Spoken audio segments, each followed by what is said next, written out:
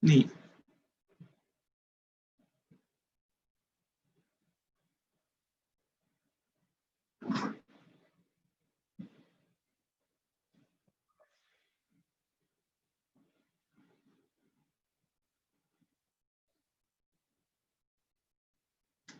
Okay, it's 6 o'clock.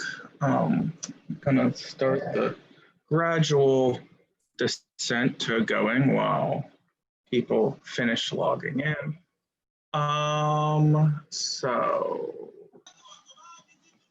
This is a relatively normal week class-wise. I know, of course, it is election week, so things are insane.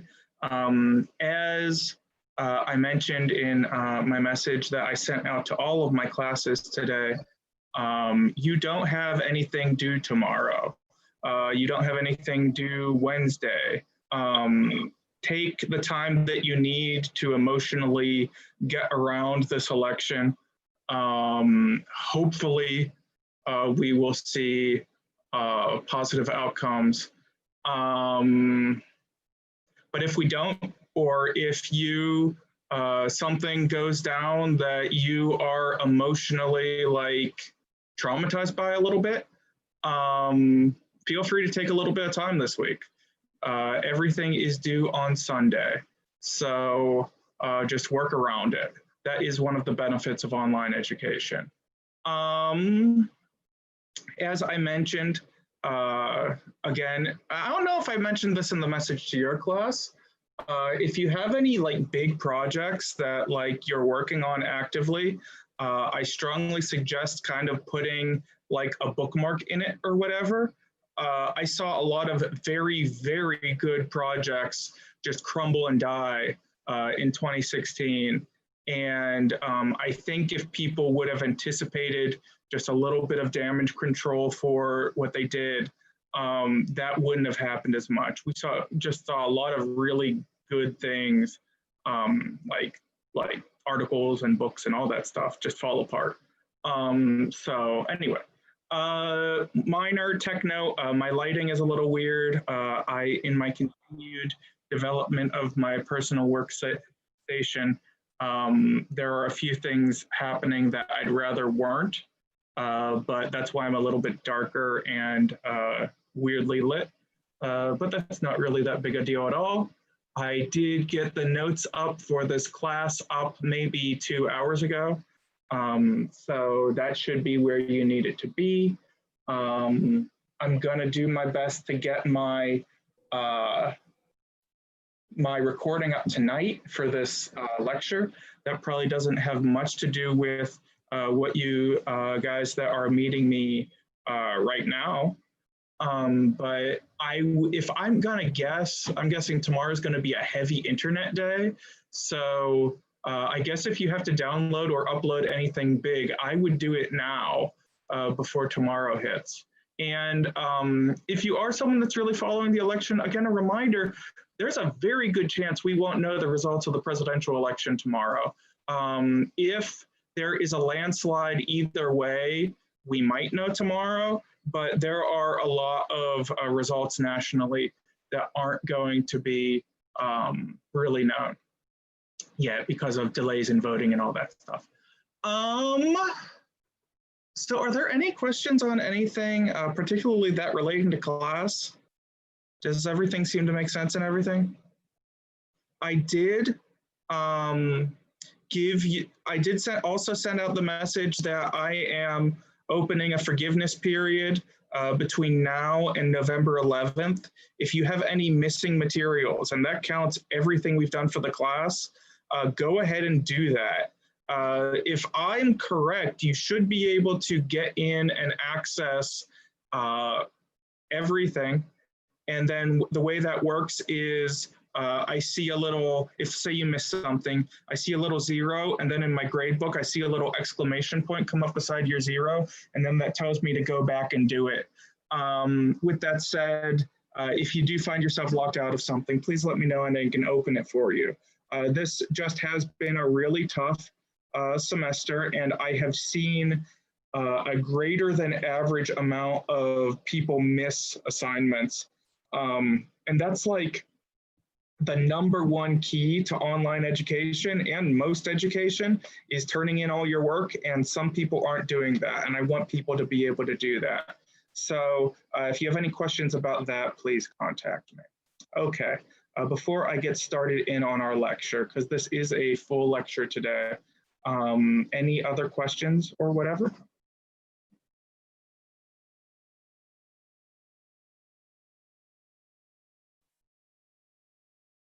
No?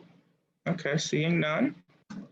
Let me get everything up and going the way I want it to be.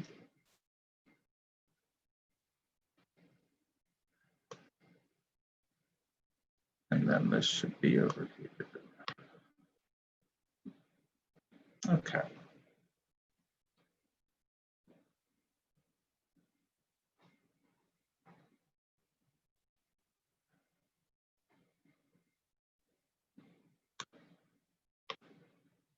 My projector is so weird in terms of PowerPoint. It just does wild things. Okay, I see that I have a good internet connection and things are where I want them to be. I see that I am sharing this lecture with you.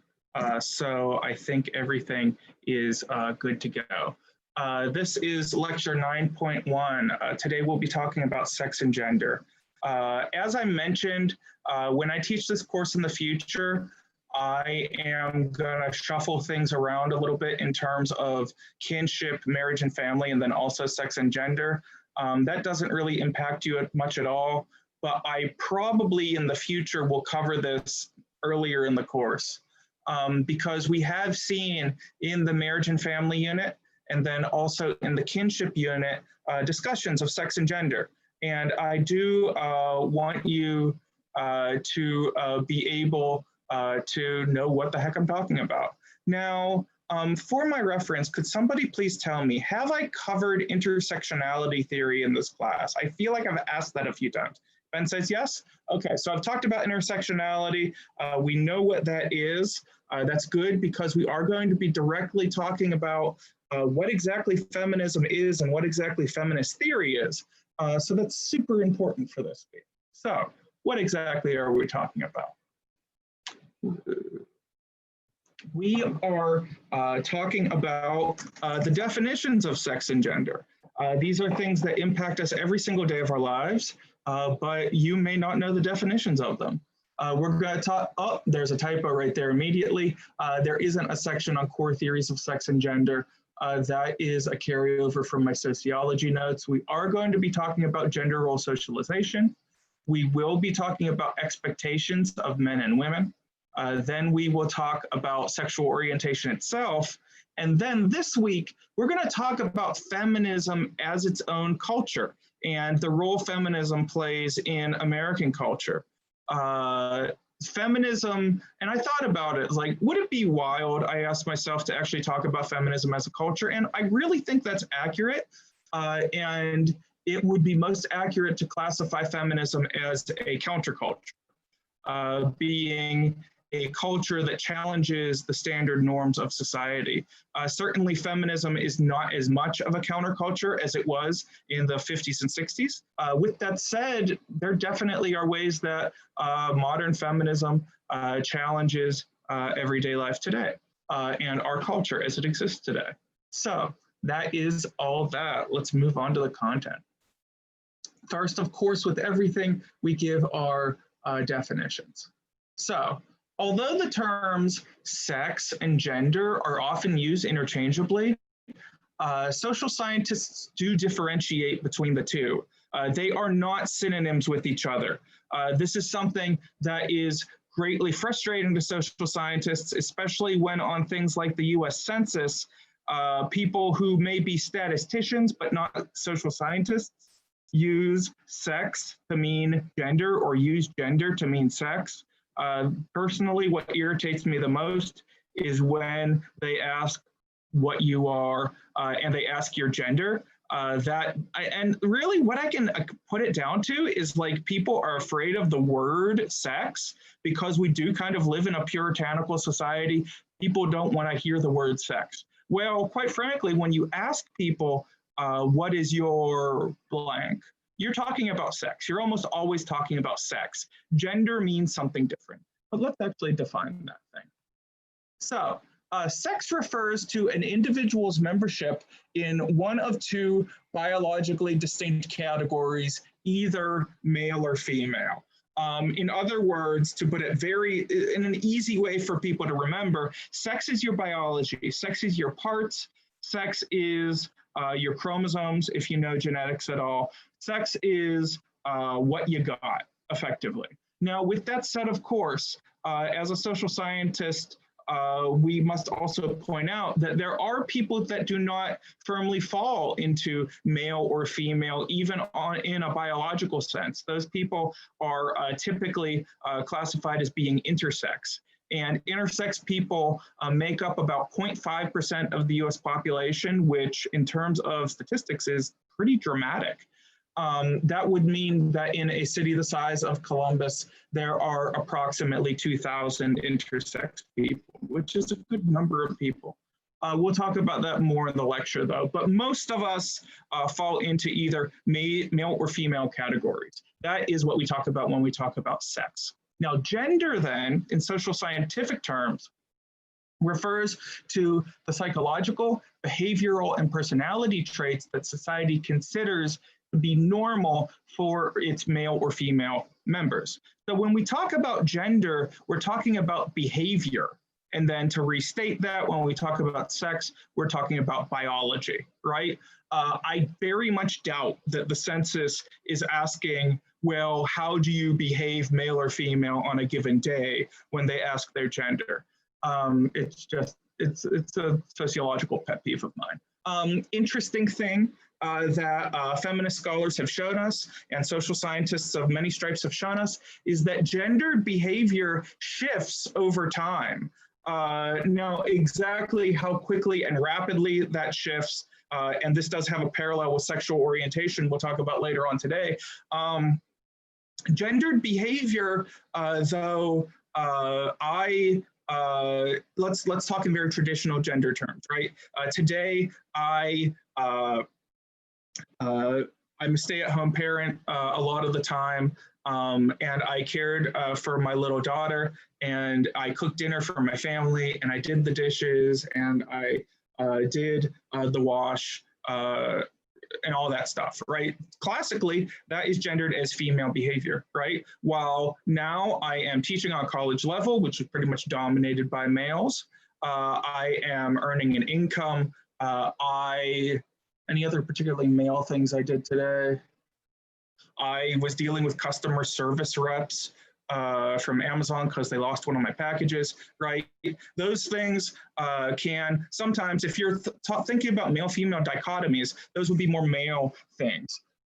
So the point there is social scientists, feminist scholars, when we think about gender, one way to put it is that we think it could be said doing gender or gendering or doing gender as a verb. That's a concept that's sometimes talked about. Gender is how you do the behavior though. And all of us do both classically male and classically female things. And even those classically male and classically female things can be variations upon male or female, right? I'll talk about this in much more detail with masculinity later on in this lecture, but I am doing a version of maleness right now that there are many other versions of maleness, right? I'm not beating up a dude, or I'm not shooting a gun, or I'm not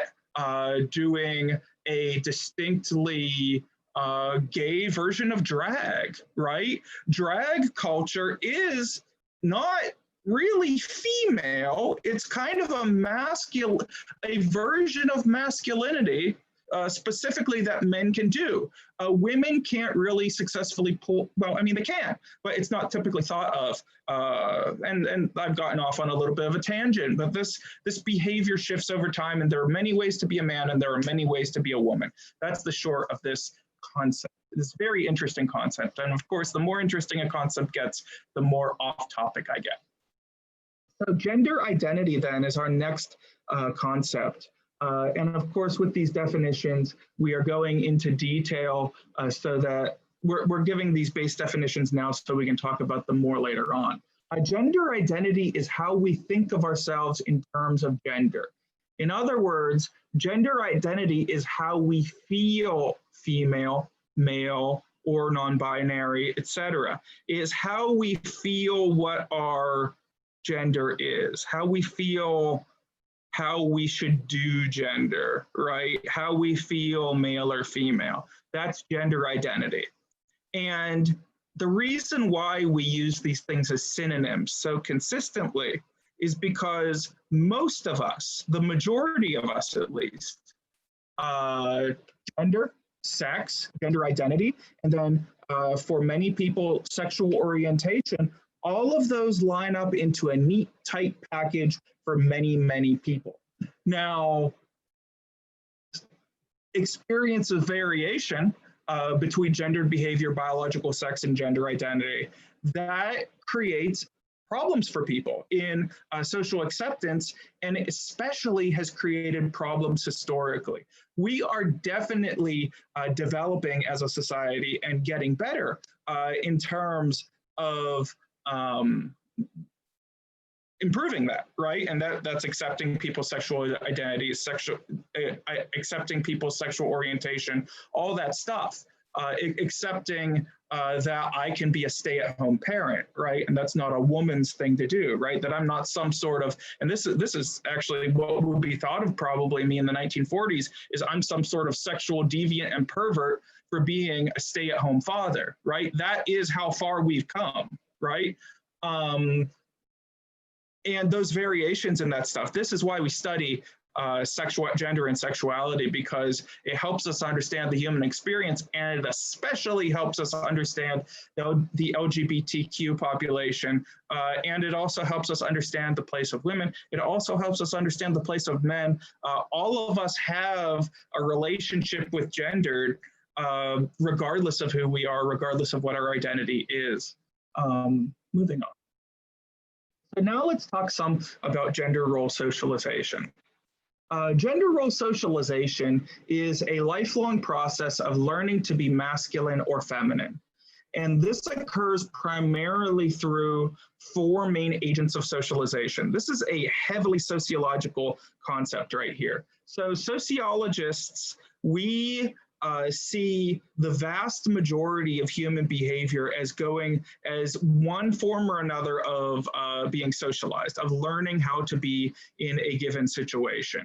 And these 4 agents of socialization aren't what all socialization occurs from, but they are 4 agents that the vast majority of us, particularly in American society or Western societies, have gone through. So the vast majority of us have relationships with families, with schools, with peers or friends or colleagues, and media of some kind. Those are the 4 primary agents of socialization. And this process begins at birth. And we treat little boys and little girls that are fresh out of the womb, we can treat them differently. And that staggers me when I see that stuff, but it's very real. For example, when many people are handed a little baby, they react to them. First they ask, is it a boy or a girl, if they don't know, right? And then you tell them, well, it's a boy. And then they have an interaction, and it wouldn't be weird for someone to say, oh, what a tough little guy, right? If it's a boy, or, oh, she's such a little flirt, right? Well, both tough little guy and being such a flirt are gendered, right? And the expressions on a baby's face tied both with tough little guy and being such a flirt can both be what the faces babies make when they're pooping, right? That's exactly those facial expressions, or like the grunting or whatever, right? That's what that is, right? But people, we gender babies. My brother actually, they have a baby they're expecting close to Christmas, and they are refusing to know the sex of the baby, and they're refusing to tell anyone because they don't know, and it's driving my mother crazy. She doesn't know what pronouns to use because she won't, I need to lay the smack down and actually talk, okay, they, them, use they, them. She keeps calling the baby it. She's really struggling with this. It's pretty wild. Anyway. But of course, all of this starts before birth, right? It's really shown in this actually very modern concept of a gender reveal party. If you have never gone through one of the major life transitions that are associated with marriage or a new baby. There's some of these that go around graduations of various sorts, where if you go through it for the first time, it feels like it's steeped so thoroughly in traditions that are hundreds and hundreds of years old. As someone a little older than you, I can tell you that many of those traditions have been made up within the last 5 years. The gender reveal party is pretty much a brand new phenomena. But if you don't know about it, it feels like something that people have been doing forever. Anyway, I can talk about that particular thing. But this is gendered behavior, right? Calling the baby a boy, calling it a girl, buying all the boy blue stuff, buying the girl all pink stuff for their bedrooms. Whether you're going to buy a doll for the baby, whether you're going to buy them, like, I guess, little baby toy guns or whatever, right? That is gendered behavior. That is us putting our gendered expectations on the child. And there are reasons we do this as a society, and they're not all like nefarious. They're just, as with all social behavior, it's just stuff we do. Okay. Now, families, as I mentioned, are typically the primary social source of socialization. And what that means, some of this material has been taken directly from my Social 101 class. What that means is that our families, whether we have a good relationship or a bad relationship with our families as adults, they are an amazingly large part of us, right? Whether we like our dad or not, that doesn't matter. There are reactions to your father that are deeply embedded in you. That even includes if you don't have a father as such. Anyway, so we learn gender from our family. Our family is hugely important to us psychologically. And social learning theory suggests that babies and children learn behaviors and meanings through social interaction and internalize the expectations of those around them. But what does that big chunk of text mean? That means that when we go, oh, what a tough little guy, not necessarily the first time, right? But over hundreds and hundreds and hundreds of times of that kind of interaction, it makes the little boy behave in a certain way, right? And it makes the little girl behave in a certain way. And you don't necessarily see that in a 6-month-old, you might, but you definitely see that in 4-year-olds and 5-year-olds, right? And I will tell you, if you go on a playground, you will see 4-year-olds be more aggressive, 4-year-old boys be more aggressive than 4-year-old girls. And that, the sociology will tell you, is not a matter of biology. It's not a matter of differences in testosterone and boys and girls, at least not at that age, right? That is socialized behavior. That is what is considered socially acceptable behavior, because we do accept different behavior from boys than we do girls. And that is, if you're saying, well, that's kind of messed up, it's like, yeah, it is kind of messed up. But we learn this stuff. We learn how to be male and female from our parents or our family or our siblings or those people around us at a very young age. Now, schools also socialize children into their gender roles. For instance, research shows that teachers continue to treat boys and girls differently. Now, this is something that is rather interesting for social scientists, because we can see how the social science has changed the behavior, which is kind of neat. In the 1970s, the original versions of these studies were done, and they were done on the teachers of the 70s, right? And it was found dead clearly that boys were more consistently encouraged in their efforts in math and science, and girls were more consistently encouraged in more artistic or literary endeavors.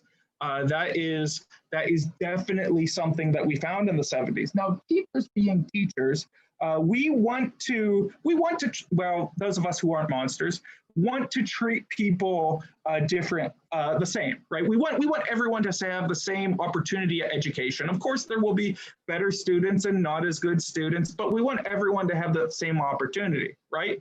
So then they redid those studies, and they did them in the 1990s, and they saw a significant and good movement toward women and girls being encouraged in math and science. But we still continue to see this, we see this stuff still is a preference for males and females.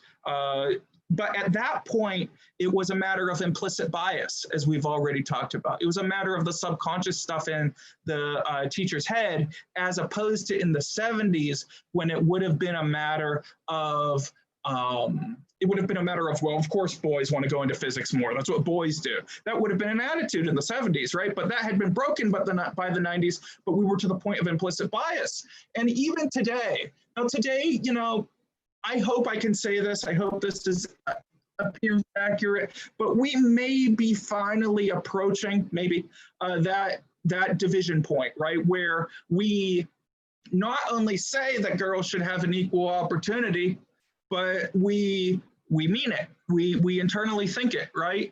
Today, these are fresh off the presses, semi-legally taken images of, I put in kids science, and I did a little poking around with boys science, girls science in images, and this is stuff I found. And I found this image of, I think this is from the search kids science, right? And we have two very Anglo white looking boys doing, I mean, this is like Nickelodeon gag or whatever. This clearly isn't actually science, but it's a posed science picture, right? And then we see an image of a young Black girl in the forefront, but also in the back, we see in the very clearly as the extras, we see the white males, right? And this image was the first, I think this image showed up twice in the first 5. And that's probably movement in the right direction in terms of encouraging kids in science, particularly Black girls in science, or Black boys, or all girls, right? That's probably positive action, but why do the extras have to be white males, right? It's an interesting area to talk about. And of course, these images, if you know statistics, these are only an N of 2, right? These are just 2 pictures on the internet of boys and girls, right? But they still are fraught with issues. If you really wanted to do this properly, social scientifically, you would probably try to get at least hundreds, if not thousands, of these images and compare them to see if you found any trends or anything like that. But that is more in my area of research interest and not the topic at hand. Now, so the point of the previous slide is that schools also encourage boys and girls how to be, right? And then you certainly would be leaving out a major element of the teen experience if you don't include peer groups in that. We learn how to be male and female or some other area other than being male or female from our peers and what is accepted in that. Teens are rewarded by peers when they conform to gender norms, not just gender norms, but all norms, and they are stigmatized by teens, or they are punished by their peers when they do something out of the ordinary or different.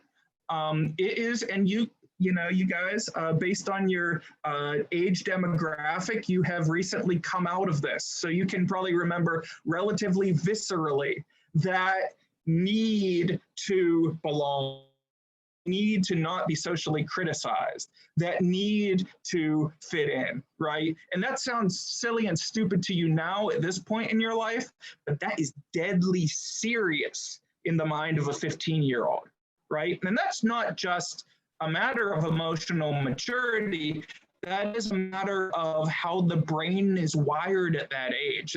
We don't have a choice over being that way or not. That's just how we are at those ages. And we especially see the gendered element of this around prom rituals. Now, this is also a nebulous legal use of an image. I just put into Google image search prom, and straight up, all of the front page images were very gender conforming, very heteronormative.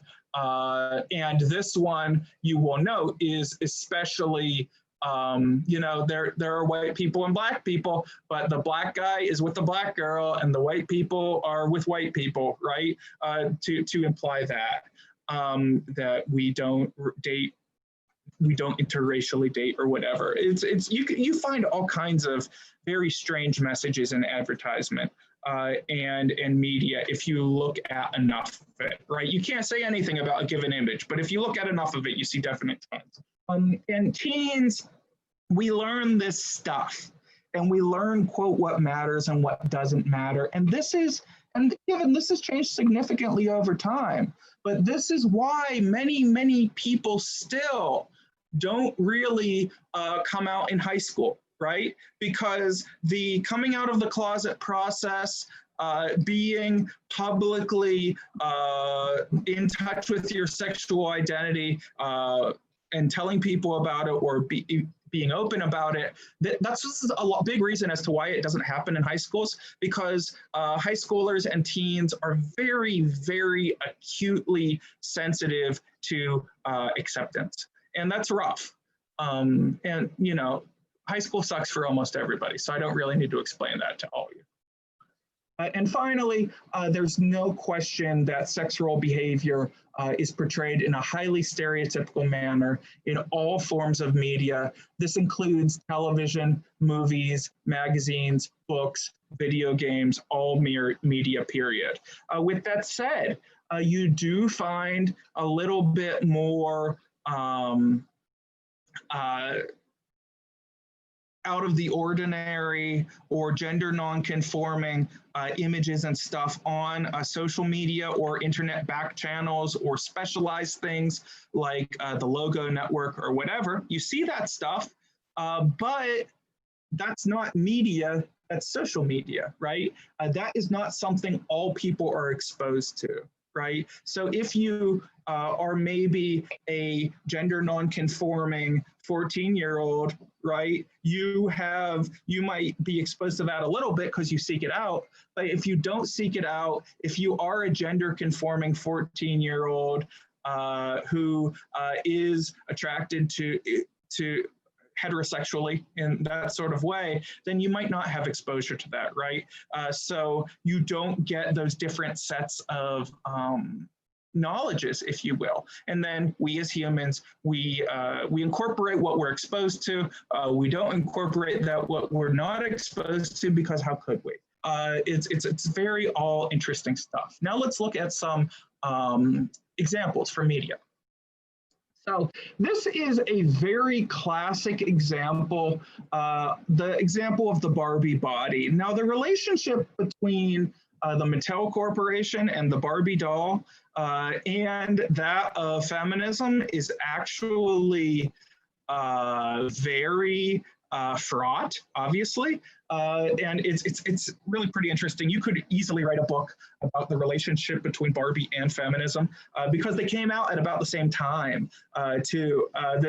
We'll talk about exactly what second wave feminism is in a little bit, but basically this version of social theory and Barbie itself came out at exactly the same time. So Barbie has been criticized by feminists since her very beginning, but there are very good and reasonable points tied in with that. The simple fact of the matter is Barbie is both an icon of femininity, and this continues. Barbie shows little girls, 2-year-olds, 3-year-olds, 4-year-olds, up to 8-year-olds, 9, 10-year-olds, even if they're like a little more into it, what a woman is, right?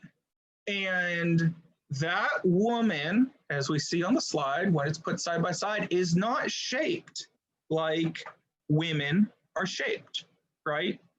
It's simply not. Now, I actually have watched a few documentaries on Barbie itself. I would like to say it was purely in an academic sense, but honestly, I watched many of them when I was like bottle feeding my kid at like 2 o'clock in the morning. And just like because it was on Netflix. And I remember particularly one of the chief designers of Barbie who was really making it happen in the 60s and 70s. She said, yeah, of course, it's not shaped like a woman, but that's not what it's supposed to look like. Supposedly, the Barbie doll is shaped this way because that's what the little tiny clothes needed, right? So they had to shape the little tiny clothes, and she was saying, well, it's actually about how the little tiny clothes work. So of course, you have to make the breasts bigger, you have to make the waist tinier to make the clothes work.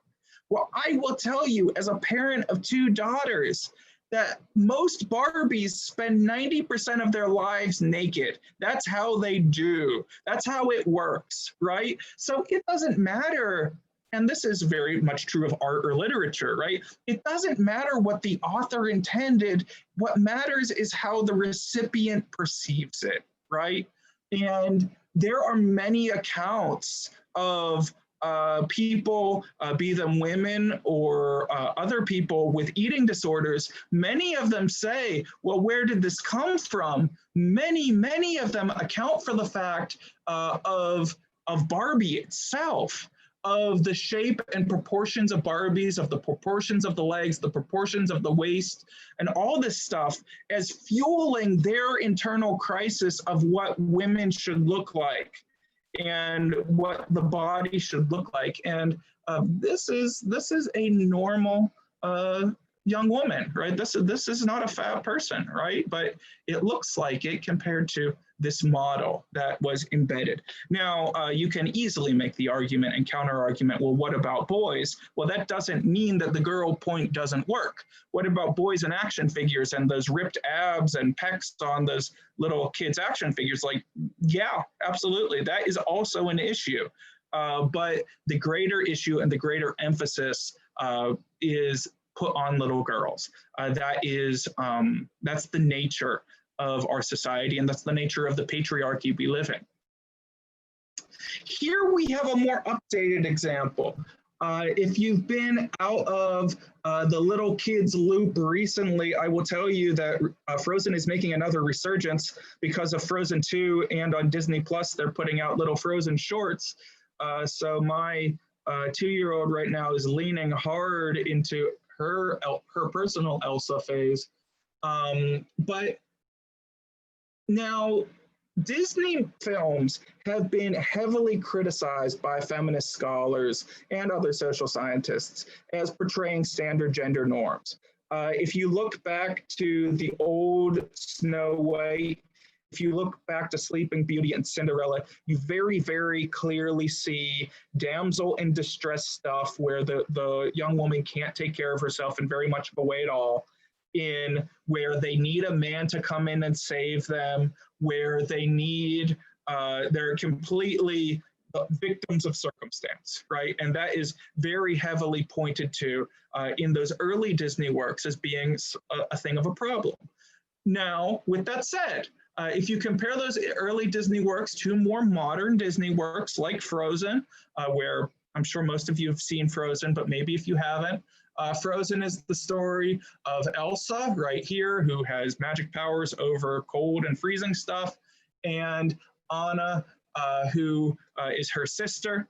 And as opposed to classic Disney conventions where the primary love story is between a girl and a boy or a girl and a boy. The primary love story and I guess spoilers for Frozen, the true love at the end of the original Frozen 1 is between the sisters, right? And that's the point, the love between the sisters. And there's actually a specific side plot where she's supposed to fall in with I can't remember this guy's name right now. I really don't care, so don't feel free. This guy and Anna, Prince Hans of the Southern Isles, by the way, and Anna. And actually, this turns out to be a bad relationship. And it was actually a red herring thrown in there. So really, in terms of feminist text and primary plot, Frozen appears to be a big leap forward. However, there are still issues with Frozen. Namely, look at Elsa's wrist and compare it to her eyeball. You see how they're about the same size? And you have similar, you can't really see Anna's wrist, but she is similarly proportioned. They don't have really that much disproportion to their body, but they are very thin, right? If you had a Elsa doll shaped just like this, she probably almost definitely would be top heavy. Now, you can make an argument that that is an artistic choice, whatever, but you do not see that disproportionality in the male figures. Now, do you? Maybe a little bit with Hans, but you certainly don't see it with Sven. And if you want to see, well, what could an alternative look like, though? And it's good. You look at Moana, though. And I actually, when I teach this class in person, I have a very stark example, but I don't have my dolls with me.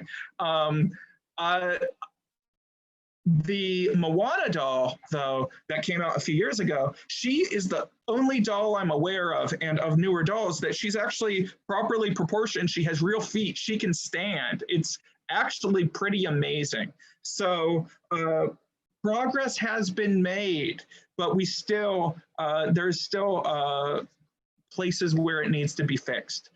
So if you are a person who has a relationship with kids or plans on someday having a relationship with kids, just be aware of that with your little girls and also your little boys, is that you can't just expose them to the media. Sometimes you do also have to have conversations about that stuff. Now, the lead in there, let's talk about the boy stuff, right? Gender role expectations are certainly also there with images of the heroes of boys.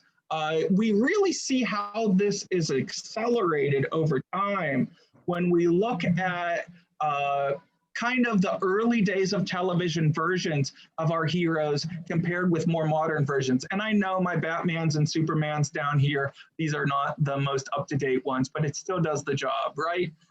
George Reeve, who, and we also have the Adam West and Burt, can't remember Burt's last name. Anyway, Batman and Robin, right? Our original Batman and Robin and our original Superman that was on TV, when we compare them to the modern versions, they look like fat tubbos, right? They look like people that might have cholesterol problems, right?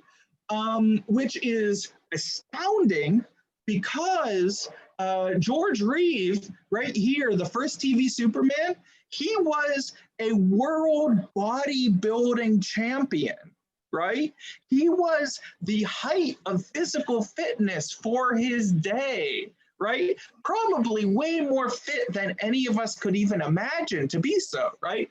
But when we compare them to our modern superheroes, it's a stark comparison. Now you could say, well, come on, this is molded plastic. And everyone knows that that's molded plastic. Was like, yes, you and me know this as an adult that that's molded plastic. But little boys or little girls that play with these dolls, they don't know that, right? It's a matter of imprinting. It's a matter of learning from a very young age and gender role socialization. So that also is kind of messed up. And then also, if you listen to because superheroes have been super huge in media for about 20 years now, you can hear some pretty intense stories from the actors who have had to act in many superhero movies, even like backup characters, that the males in those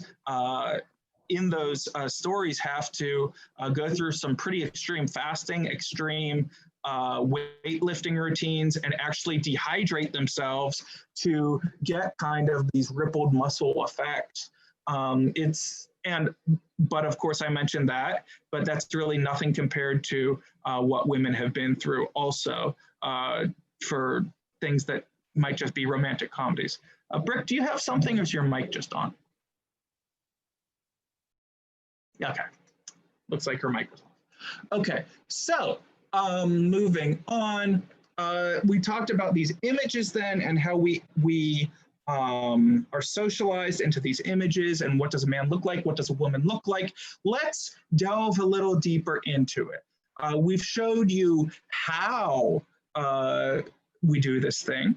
Let's look into what the behavior that is kind of expected of you by society is, or expected by some people, might not necessarily apply to you, but it probably does. So in terms of expectations of men, I find it to be very important to cover that at the top, because many people think, well, I mean, feminism is all about women. It's not about men. It doesn't have anything to do with men. That's not true. And feminist theory and all that. And then also, though, putting at the top also allows me to go into some of the more messed up elements of it that are more heavily weighted on women. So the short of it is that our patriarchal society that absolutely does advantage us men. Also, though, does not completely advantage us. And us guys are also screwed by it, right? So even if you are the most, I guess, selfish of men, and it's like, well, I don't care about it because it doesn't impact me. Well, it does. It absolutely does. And that's part of the reason there. So the first big concept here is this concept called hegemonic masculinity. This is one of those big feminist words. You say it, hegemonic is how you say that word. Or hegemony is also, anyway. Hegemonic masculinity is the culturally constructed concept of the perfect or the real man. Well, what does a real man say about this, right? Or, oh, that guy over there, he's a real man. He's a man's man, right? Well, what exactly does that mean? We have many images of what a real man are, but they are actually distinct images. Somewhere in that medley of real manness is, I don't know if you can hear my children screaming upstairs, is the Chuck Norris guy that can beat up anyone or be the toughest man and the action star, right? That's in there. And then we have the Don Draper, sophisticated, cool, very tough, very emotionally tough and stoic. That's in there somewhere. And then Tom Brady, the football champion, right, is also somewhere in there. Now, each of these guys, Tom Brady is not an action star, right? He could probably beat up a bunch of guys. He can throw a ball real well. He could probably throw a punch, but Tom Brady is not Chuck Norris, right? Tom Brady is not Don Draper or John Hamm, right? He's not those things. But all of this is incorporated in our concepts of what is a quote unquote real man, this concept of hegemonic masculinity that no man can live up to fully. You might be we just can't, and none of us can. Not just men, women also can't live up to the standards of being a woman is, whatever that is. And that's an element to it there. However, the difference between hegemonic masculinity and socially accepted femininity, and why it's not called hegemonic femininity, is because we look to in our society for the hegemonically masculine individuals to be the ones in charge. These are the qualities we look for in people that, quote, should be in charge or are leaders, right? We're kind of hardwired in our society to think that way. Again, you might not think that way, but many people are. And that's where this idea, that's the concept of this concept. And this concept excludes other forms of masculinity. So many of my forms of masculinity, stay-at-home dad, academic, Dungeons and Dragons player, right? These are all kind of tied in with masculinity in one way or another. Maybe not D&D, but they don't match hegemonic masculinity. I usually don't do hegemonic masculinity until I start getting really angry about something and start throwing stuff. And that takes us into the next thing, another concept of toxic masculinity. Now, this is a really super commonly misunderstood concept, and it's a super important and useful concept. And if you're a guy or a more masculine person, you can be better. You can be a better person by really understanding this concept. Toxic masculinity are behaviors that are socially acceptable when exhibited by men, but are actually physically or socially harmful, right? It's toxic behavior. It's a toxic way of doing things. It could be as dangerous as actually putting a dangerous chemical into you, right? But also to note though, that hegemonic masculinity is often toxic masculinity, but it's not always toxic masculinity, right? Being a hyper confident individual and being a really good salesman or whatever, that is not toxic masculinity. But being someone who gets into a fight, right, and defends his honor and all that sort of stuff, that can be toxic masculinity. So real clear examples of toxic masculinity, these include an old man who refuses to go to the doctor because he's tough. I'll tell you a story about my grandfather. My grandfather, who died about a decade ago, he, as his health was declining, there was a cancerous mass in his arm and it had to be removed. Basically his forearm had to be removed. It was in the bone, right? So to save his life, they had to cut his arm off. And my grandfather, being the man that he was, there were stitches at the incision site where the arm was taken off. And the guy took a pocket knife when the stitches started to itch, because if you've ever had stitches, they do start to itch. He took a pocket knife and removed them out of his own arm and pulled them out himself, right?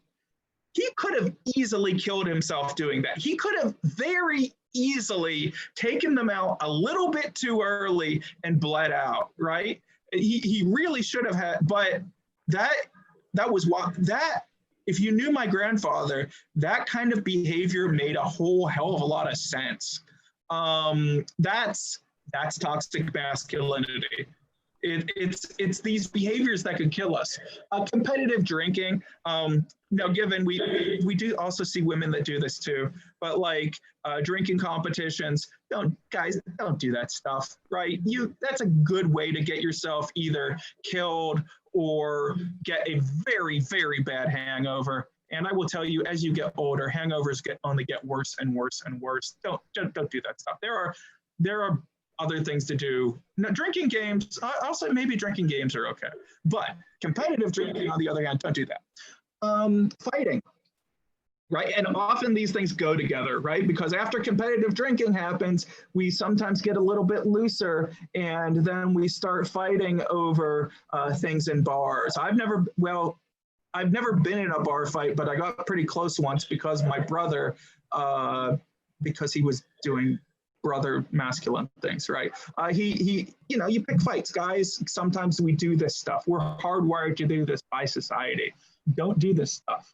And then also on an emotional note, and I will say I absolutely have this problem, and many guys have this problem. A lot of us have problems forming meaningful relationships with other men because we don't really know how to do it, right? I have friends who are guys that I feel very strongly toward. I have strong emotional ties to them, and I have never ever told one of my guy friends that I love them. Just haven't. Just can't. I have to struggle real hard to tell my brother that I love him. I have to remember to do that, right? It is not hardwired into me. That is a problem. And we as men have to kind of learn to deal with that. And that's all. These kind of behaviors are all tied in with toxic masculinity. They're not good for us. They're really not. And it gives each of us as guys areas to explore. And it, you know, if you ever raise a kid too. Anyway, now when we talk about toxic masculinity, we say, well, is there a such thing as non-toxic masculinity? And the answer is absolutely yes. LeVar Burton, you might not be super familiar with him, and there's been a little bit of a Reading Rainbow resurgence, but in the 80s and 90s, there was an amazing show on PBS called Reading Rainbow, and it really introduced people to like the love of reading and the love of books. It was one of those early shows on PBS that made basically all of modern PBS kids television. Neil Patrick Harris, openly gay man, right? And he does portray different versions of masculinity on TV. But if you would look into his public persona, and from what I've seen, his public persona is probably relatively close to his actually who he is. Neil Patrick Harris, pretty solidly wholesome, non-toxically masculine character, and then Bob Ross, who, if you only know him from memes, which might be a possibility, go back and watch his classical painting. I believe a lot of it's on Netflix and Amazon Prime. It's just. You have something, Jacob? No, another microphone issue. It's probably a microphone thing. Okay. Sorry, I had a roommate. No, I do the same thing. It's fine.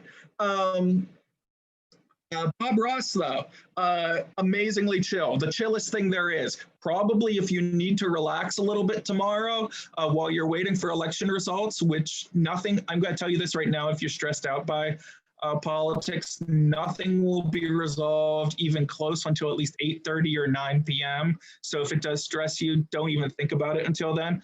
Unless you haven't voted yet, absolutely go vote tomorrow. Anyway, though, getting off the voting train, if you're stressed out, check out Bob Ross. Dude can paint the hell out of a tree in a way that will blow your mind. He is he's dead. He was an amazingly gentle man. And the best things about the Bob Ross is not the painting, it's the interstitials between, I guess, sessions. There is an amazing arc in the Bob Ross show, because I've watched a lot of it, where he talks about his relationship with this squirrel and how he raised this squirrel from being a little baby squirrel that he found dying, and then he raised it and he took it to an animal hospital and all that. It's heartbreaking. It's amazing emotionality, and there is definitely masculinity to there, and it absolutely is non-toxic. All of these are really good examples of how men can be without being toxic, right? So these concepts, though, and the worst of it sometimes comes with the best of intentions, where when people are called out, they're saying you're being really toxic, toxic masculinity, hegemonic masculinity. Sometimes people use those terms and just throw them out, and without really explaining the details of the stuff. We guys can be better. We really can. And by understanding these concepts, we can be better. Anyway, though, so let's talk about how our society really is unfair for women. And I'm actually watching Handmaid's Tale right now on Hulu. So my brain is kind of wired for this right now because I am on the cutting edge of media. So women are disadvantaged in institutional settings in our society. Absolutely. It is hardwired into our society that women are at a disadvantage. Patriarchy hurts men, but it hurts women more. Women do a disproportionate amount of housework.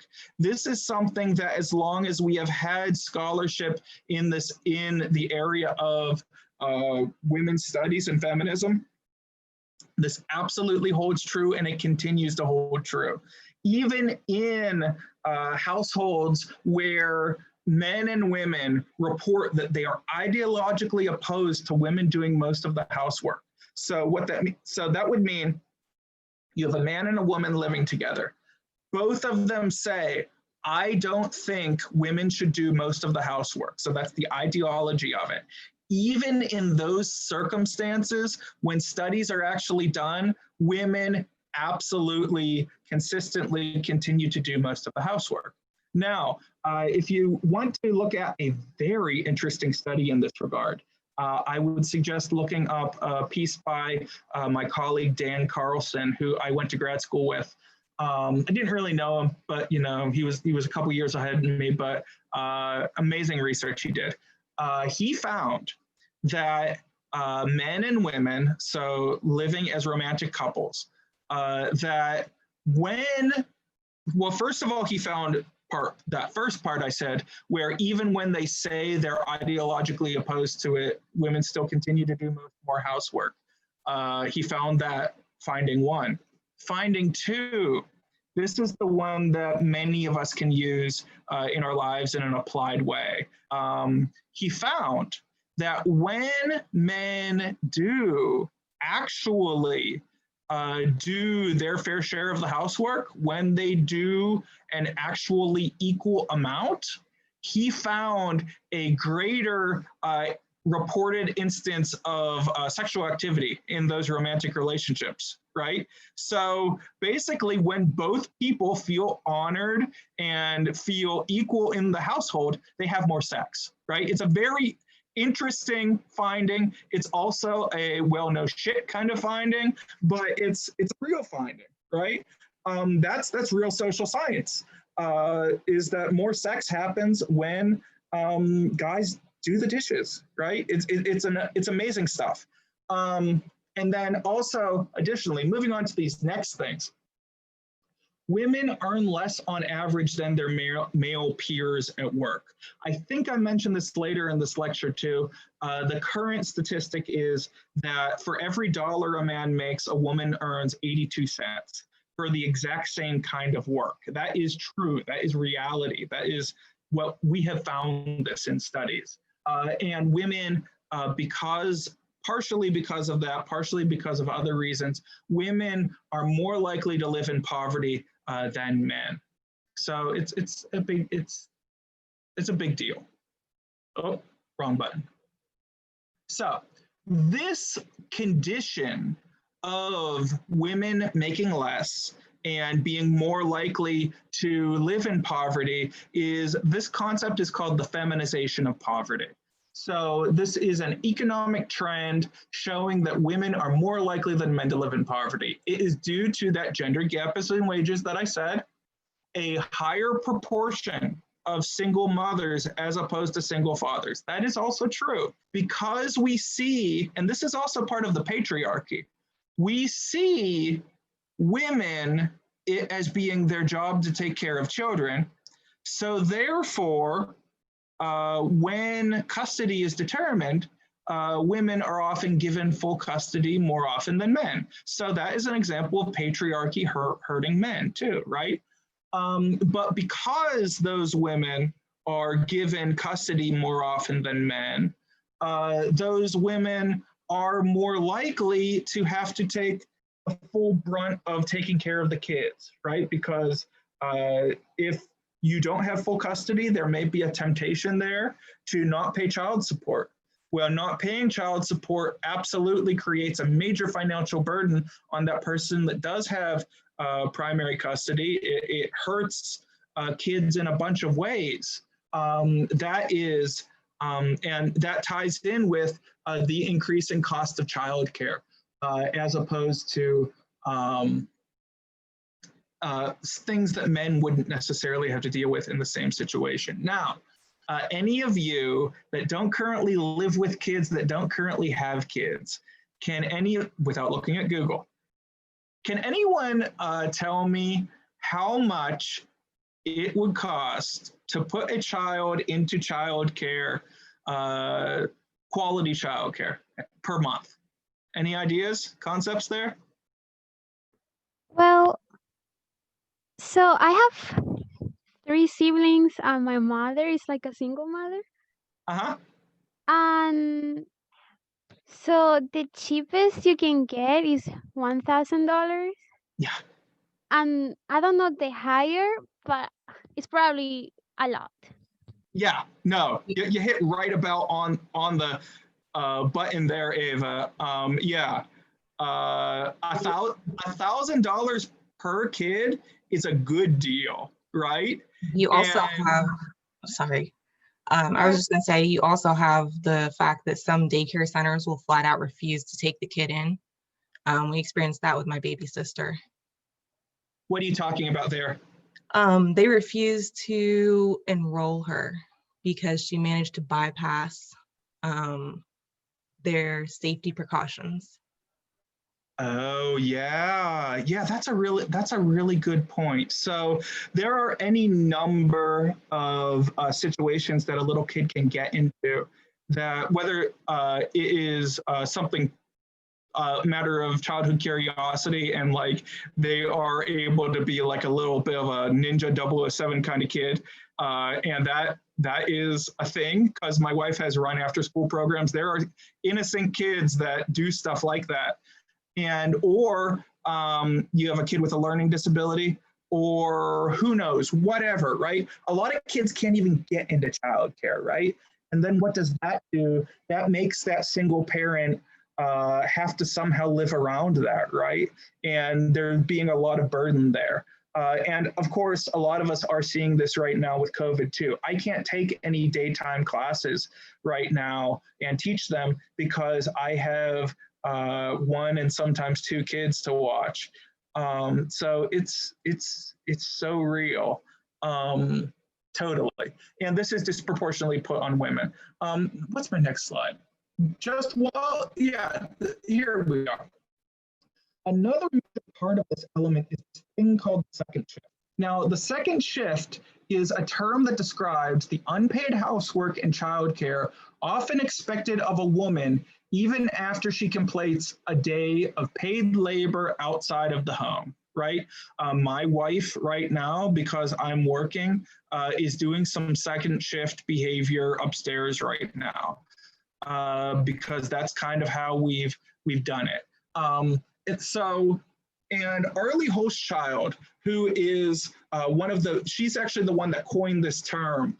Arlie Hochschild coined the term for the second shift, as in you've already done that first job, and now you're coming home to do your second job, right? So she found that many women who do have jobs outside the home, they have this other job that they have to come home to, and they have to do that job from when they get home to when they go to sleep, or at least when the kids go to sleep, right? That's called the second shift. Now, if you have kids, if you have kids, that's gonna happen. Kids are a hell of a lot of work, and your best case situation in terms of gender equality is that now, this is of course in a male-female relationship, or in any relationship, that you share that, right? That's the best case scenario, is that you're able to share that. But many people aren't able to find a balance in that regard, and it's really hard to do that. I can tell you, it's a very, very hard thing, and I have problems with it myself. I'll stop talking about this right now, because I'm going to be talking about it all semester next semester. So if you're still looking for a class to pick up, I'm teaching a sociology of family class in the spring, in about 3 months now, that we're going to be leaning into this heavily, and we're actually going to be reading Hochschild's book specifically. It's not a perfect book, but it's a very good academic book. I actually have some issues with how she wrote the book, but I think if you're going to actually teach a book in any class, you have to have kind of issues with it because you have to be able to argue with the text. But yeah, it's really amazingly interesting stuff. So now we take a drink. So, and we've talked about this concept right here in this course, and I wanted to come back and touch on it again, because from reading your papers, they were all pretty spot on, but I think I missed something when I was talking about it. So even our language and vocabulary tends to reflect hierarchical systems of gender inequality. And as I mentioned and made you write a paper on, this is highlighted in other languages by their use of gendered words that aren't necessarily tied with gender itself, right? And that can be certainly something in a society, but that does not leave the United States or English off the hook, right? It absolutely is also part of our society as well. We see this very clearly with certain beautiful objects, calling them she, right? Calling a car or a boat as if it was a woman, right? We see that in our society. We see it very heavily in our curse words. To put it kind of into PG-13 material and territory, a woman who is a bitch is generally considered to be mean. But if you are describing a male as being a bitch, they're weak, right? Same word, but applied to people of different sexes means different things. And the more vulgar our cursing gets, and I have very explicit examples I give when I can actually see people's faces and can gauge the crowd. But I won't go into my very explicit examples. But the more vulgar we get with our cursing, the more heavily gendered it becomes, and the more usually heteronormative it becomes too. So that's a very gendered part of our language. I think some people, while I was reading over their papers, and I didn't take points off for this, thought I was saying that we have a completely gender neutral language as English. I wasn't saying that. We have a gendered language. That's absolutely true. We just don't have those gendered cases. Anyway, moving on. Let's talk about sexual orientation. So, sexual orientation is our inclination as humans to be heterosexual, homosexual, bisexual, asexual, pansexual, and any other number of sexualities. So when we talk about sexual orientation, we mean who you want to have sex with or who you don't want to have sex with. It's how you want to have sex, right? That is sexual orientation. Now, regarding sexual orientation, social science can tell us some very, very interesting things. If any of you are familiar with the work of Alfred Kinsey, who I believe he was in Indiana, I think it was the University of Indiana, was where he did his work. And he actually has a Center for Sexuality Studies there. Well, he's dead, he's long dead now, but there's one named after him. He came up with this concept of the Kinsey sexuality scale. Now, you will probably observe that this is kind of biased in favor of heterosexuals. Now, keep in mind, though, that Kinsey was doing his research in the 1940s and 50s. So even acknowledging that homosexuality wasn't a mental disorder is a big leap forward for the research that Kinsey was doing in the 1940s. So here's what Kinsey found. Kinsey found in his research, and there's definitely a caveat on this coming up in a moment, that 25%, I think it was somewhere between 25 and 40% of men had same-sex sexual relationships over the course of their life, 25 to 40%. In modern terms, that is, and then he it has been implied in those studies that he meant that, well, 40% of guys are actually gay, right? That was kind of the implication of some of that. Unfortunately, his studies weren't too amazing. These are the results of him going into known gay bars and asking people if they had, if they had sexual interactions with other men, and asking them in gay bars if they were having sexual interactions with other men. So that 40% were probably just the 40% of people that he was studying that went, yeah, obviously, right? They weren't great studies in modern sense. Now, they were groundbreaking, though, in the classic sense, because he basically was the guy to prove that basically there were gay people in our society in the 40s and 50s, and that same-sex relationships exist. That's part one of what he proved. Part two of what he proved, and this is a big thing, and this is something that honestly, even the LGBT population had problems with until the last 15 to 20 years, that there is a range of human sexuality.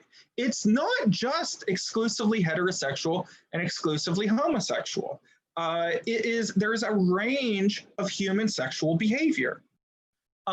He made and in his studies that he did, in interviewing people, and actually he did also studies of filming people's sexual activities, which sounds kind of pornographic.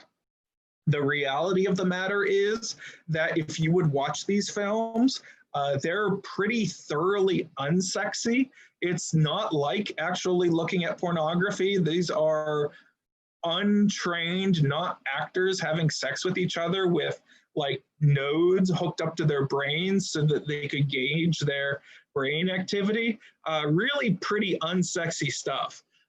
Anyway, though, in all of his wild studies that Kinsey did, he found that people report in their real sexual behavior being 0, exclusively heterosexual, 1, predominantly heterosexual with incidental homosexuality. So you're a guy that has had sex with another guy at some point, or really checked out another guy even, that could be a 1.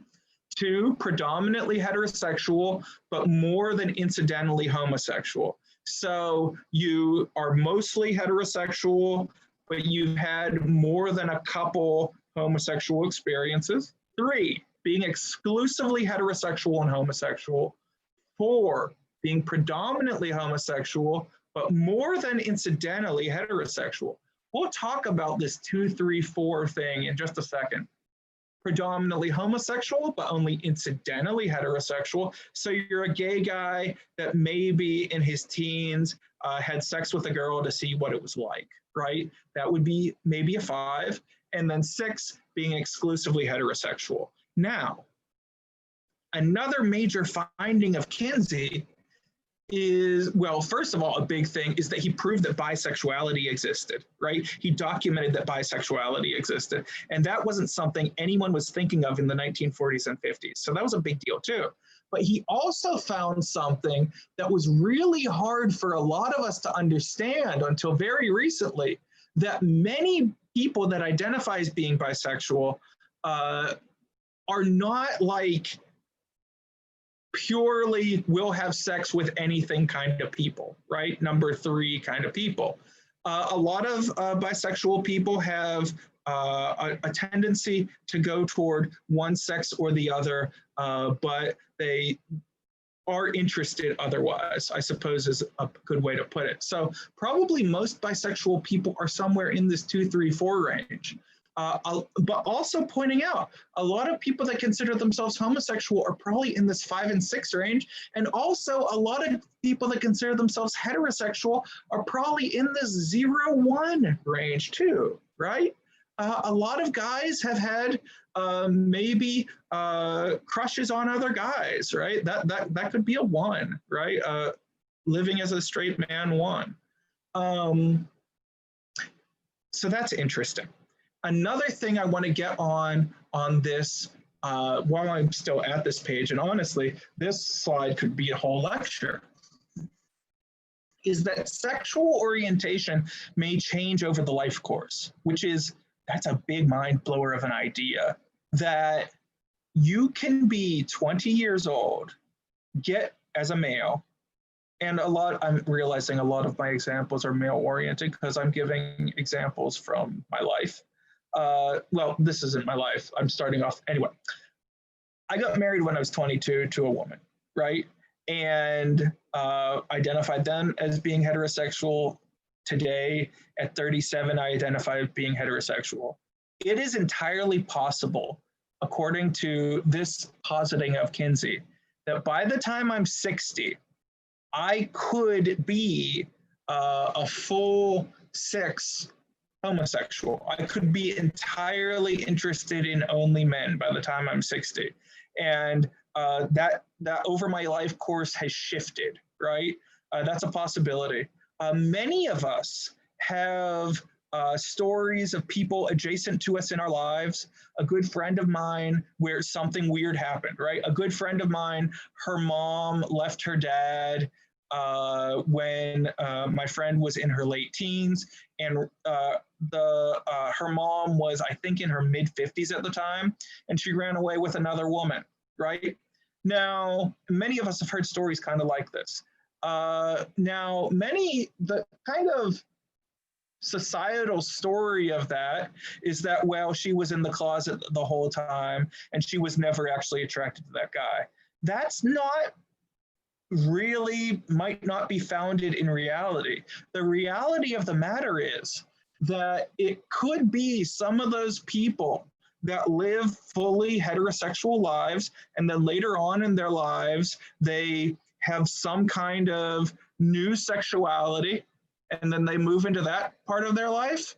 It could be that they were fully into and happy in that heterosexual relationship for decades. And then something changed in their brain, right? Their biochemistry changed. And then they are gay, right? Or pansexual or whatever, right? That's real, which is kind of a mind blower. Now, how quickly that happens? Could I be fully homosexual by the end of this lecture, right? We don't know. We don't know. We don't know how quickly that transition could occur, which is super, super, super duper interesting from a social scientific standpoint. Yeah, so this slide has been a whole big ball of information. Are there any questions there? Yeah, I actually do have a question. Can you hear me okay? Yeah, I can hear you. Go for it. Okay, cool. So I was wondering, I know that you already said that you were using like male pronouns and stuff, male examples. But I was wondering if you did any like research on the differences in like females identifying as like homosexual versus heterosexual or versus males identifying as that. Does that make sense? I think so. Again, I haven't done this isn't really so much my area of conducting research. This is an area of study, because remember, research is going out and creating new information. But I have done a good amount of study in this regard. From what I've seen, from what I've read, there is the best way, my understanding is that women in our society, or people who are perceived to be women, have a greater flexibility in terms of gender than men do. Because really, and this is tied in with hegemonic masculinity, the key to holding our society together in terms of gender norms is that men want to have sex with women, right? And that seems to be an overarching obsession in society, that men want to have sex with women. And this even goes back farther, that honestly, and this seems to be why there's more flexibility in, say, pornography, in women having sex with other women, and that being a thing that men are interested in, because that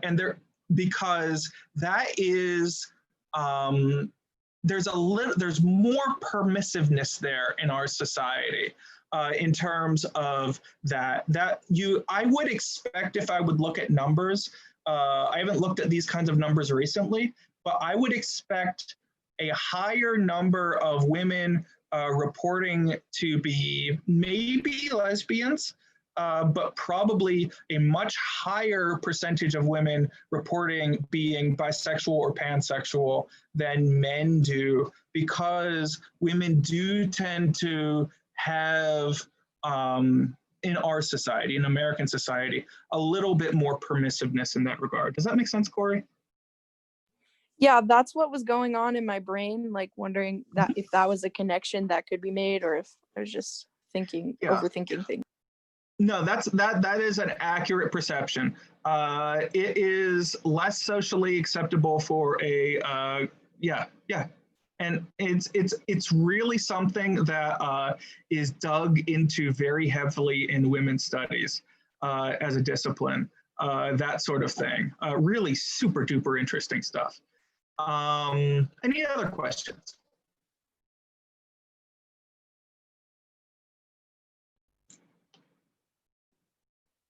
Cool. Okay, move on to the next slide.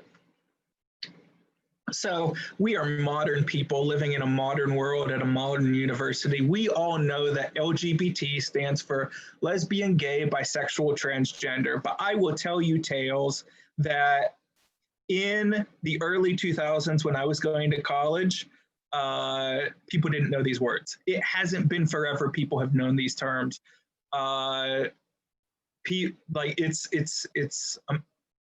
We've come a long way as a society is the point. And though we're not there yet, we're not the whole way, we're not the ultimate, right? Which is probably pretty obvious to most of us. And there are more letters.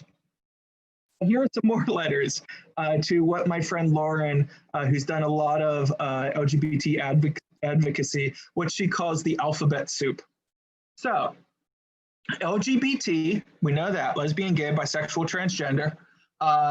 Then we have IAAPQQ, right? So whenever you look at LGBT stuff, or LGBTQ or LGBT plus stuff, you will see additional letters. And is that because the LGBT community can't get their shit together and determine, well, what are actually the letters and what are they going to call themselves? Not really. It is because there are many, many, many people who broadly fall into the very clumsy gay category that aren't those. I mean, a lesbian woman is not a gay man. Those are different people, right? So let's talk about some of these other letters that are a little less known. Intersex. These people born with combinations of both parts. If we get into I'm not going to get into the anatomical specifics of it, but they have penises and vaginas and clitorises and everything different than most people, right? Sometimes intersex people have breasts, sometimes they don't. Sometimes they just have some variation on standard genitalia. And again, we're delving into an area where I'm not hyper expert in. I took a class when I was in college, but it's not that there are infinite possibilities with genitalia. There are, if I remember correctly, about 9 different major conditions that cause genitalia to be different than the standard, right? And some of those intersex conditions, though, are absolutely not visible at all. Some of those intersex conditions are chromosomal, and they involve having, in general, men have, or males have XY chromosomes, women have XX chromosomes. Well, some people have XXY chromosomes. They have an extra Y chromosome to go with their XX. Those people, it's my understanding, actually appear to be a little more hyper feminine. They tend to have slightly larger breasts. They have other tells, and Many XXY chromosome people might not even know they're XXY, and they might not know it until they have a genetics test done, because XXY people are infertile. They can't reproduce. And so you could live maybe your whole life and not know your XXY. There are other intersex people and the intersex population is pretty sociologically interesting in this regard, because there are probably a whole lot of intersex people that don't know they're intersex.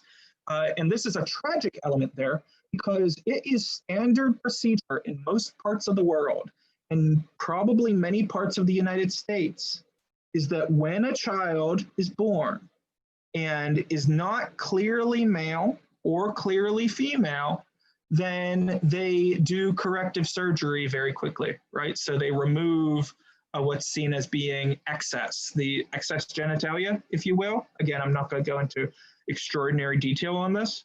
And they make those surgeries, and sometimes they don't even tell the parents, and they don't tell, and it's just not documented, right? So there are probably a lot of intersex people in the world, there definitely are, that don't know that they're intersex. And then some people figure that out later in their lives. Some people don't. It's again, really fascinating and also very tragic in that regard. So there is a term hermaphrodite, sometimes tied in with intersex people. Please don't use that term to talk about humans. The term hermaphrodite was at one time sometimes used to talk about intersex people. It is now considered both archaic and insulting because hermaphroditic organisms, that is a scientific term for non-humans, are organisms that are both male and female, and they operate entirely differently than humans that are intersex. It's just not an accurate term. Don't use that. Intersex is the word. Anyway, asexual people. Asexual people are people who, and this is a relatively new sexual identity, right? Asexuality has only really come to the forefront in the last 5 to 10 years, really. I have a good friend of mine who was in a male-female marriage, and she just in the last 2 years came out as being asexual. Asexual people are not driven by sex, as it were. And there are many ways to explain this, but what I've found to be the most relatable explanation of this, because for those of us who are driven by sex, who aren't asexual, this can be a really hard thing to understand, right? That sex is optional, that you're not, to not be driven by a sex drive, to not get aroused in a purely physical kind of sense, right? That is something that's really hard for non-asexual people to understand. But again, that's what I've been told by asexual people. They're not driven by sex. Now, asexual people may have sex. They may have romantic relationships. They may choose to be in a relationship with another person, but they're not driven to have sex like other people are. The asexual people can also enjoy sex, which is interesting, which is something that sounds counterintuitive. But again, the understanding I've been given is that they don't have that same sex drive that most of the rest of us have. For this reason, it is very likely that the numbers of asexual people are underestimated, that they are a largely hidden population. There may be many, many asexual people that are living in heterosexual or even homosexual marriages, that they are asexual, they may not identify as being as such. That's a big idea. Are there any questions there?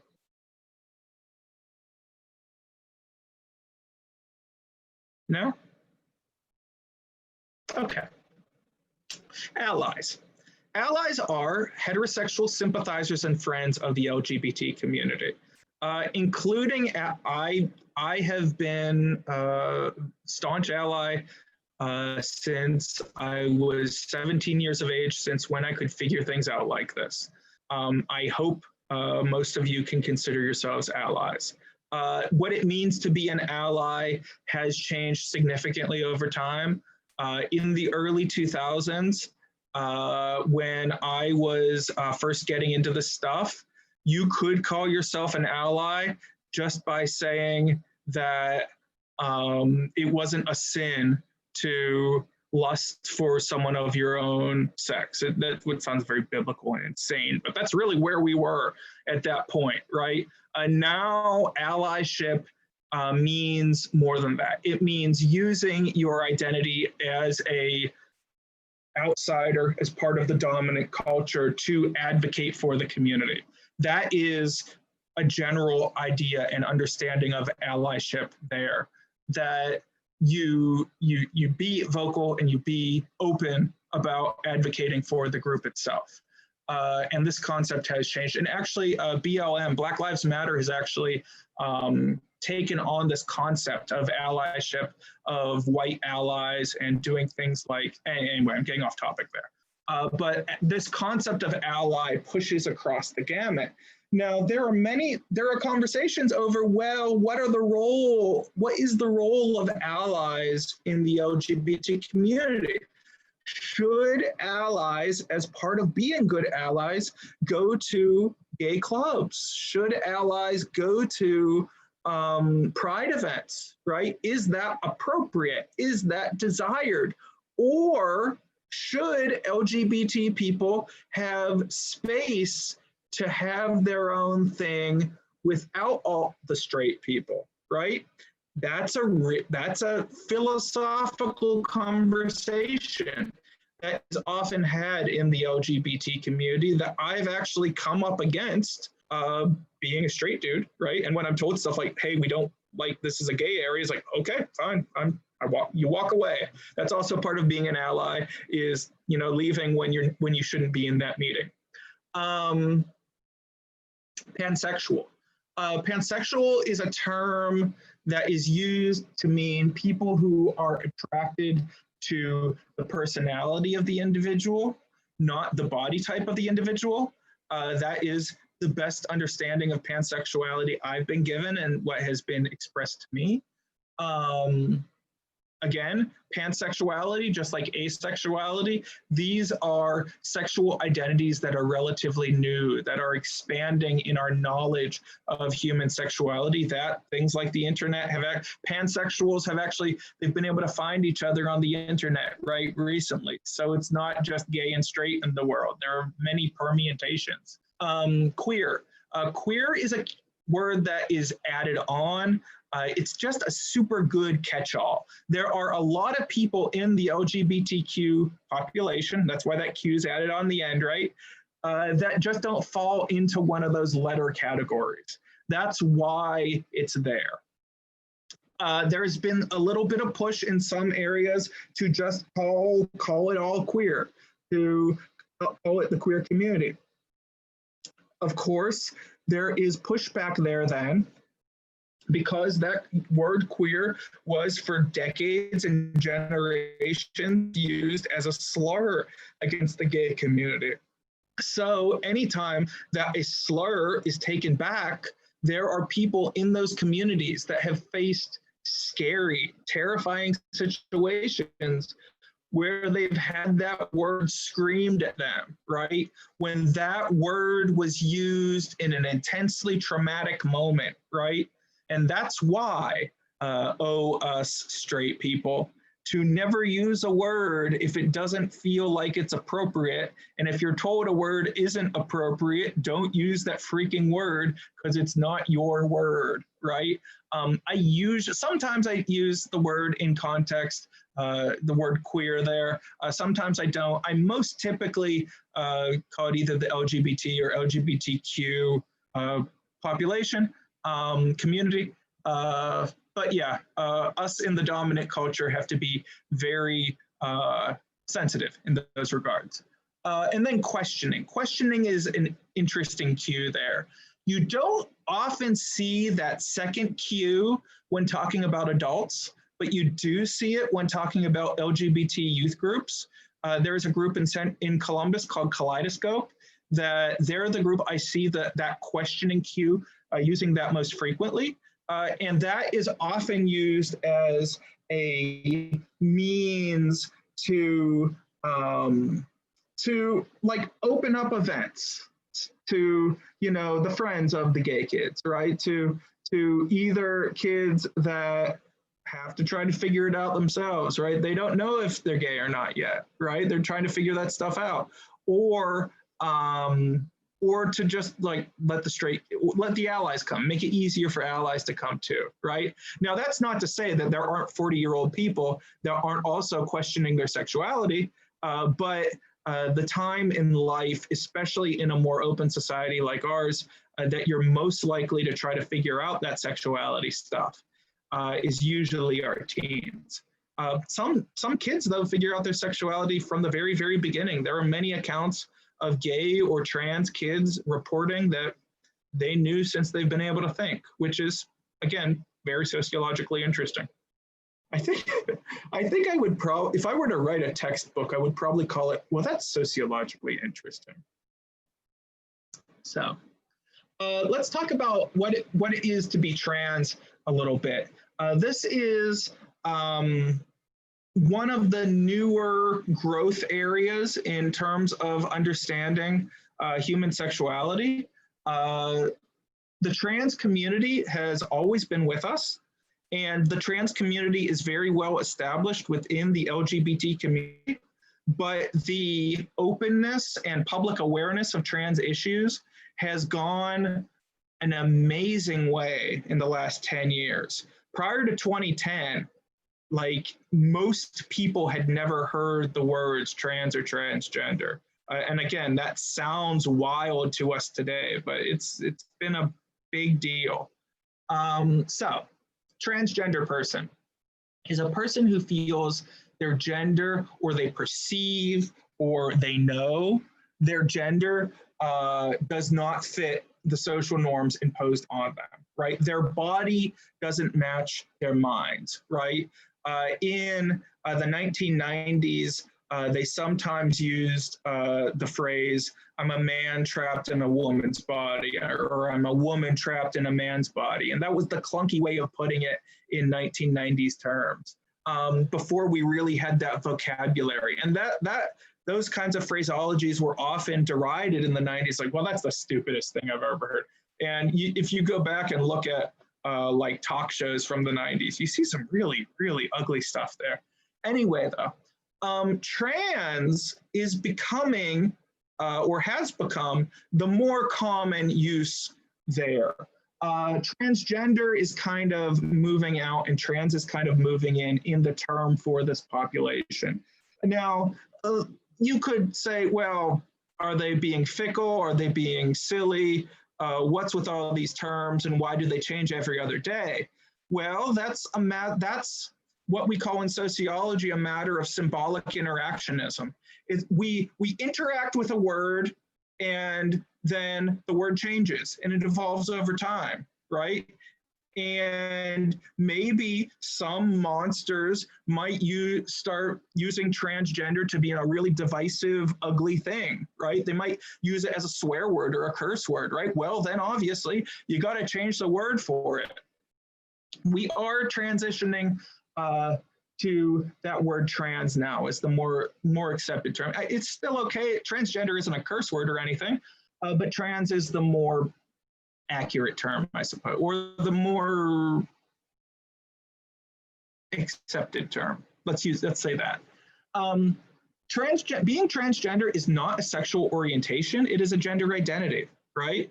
So transgender people may be of any sexual orientation. There are homosexual transgender people, right? There are straight transgender people. There are pansexual transgender people. Cisgender people then are individuals whose gender identity matches the sex they were born with. Most of us are cisgender. I am a cisgender male, or cis male. Cisgender people may also be of any sexual orientation. The vast majority of homosexual men are cisgender, right? Now, can anyone answer me the question then? If the vast majority of people are cisgender, why do we need that word?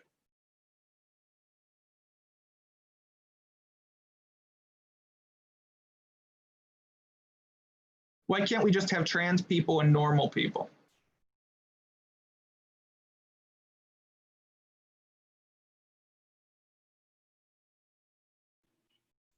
Because that suggests that trans people aren't normal. Yeah, absolutely. It's a matter of conversation. It is a matter of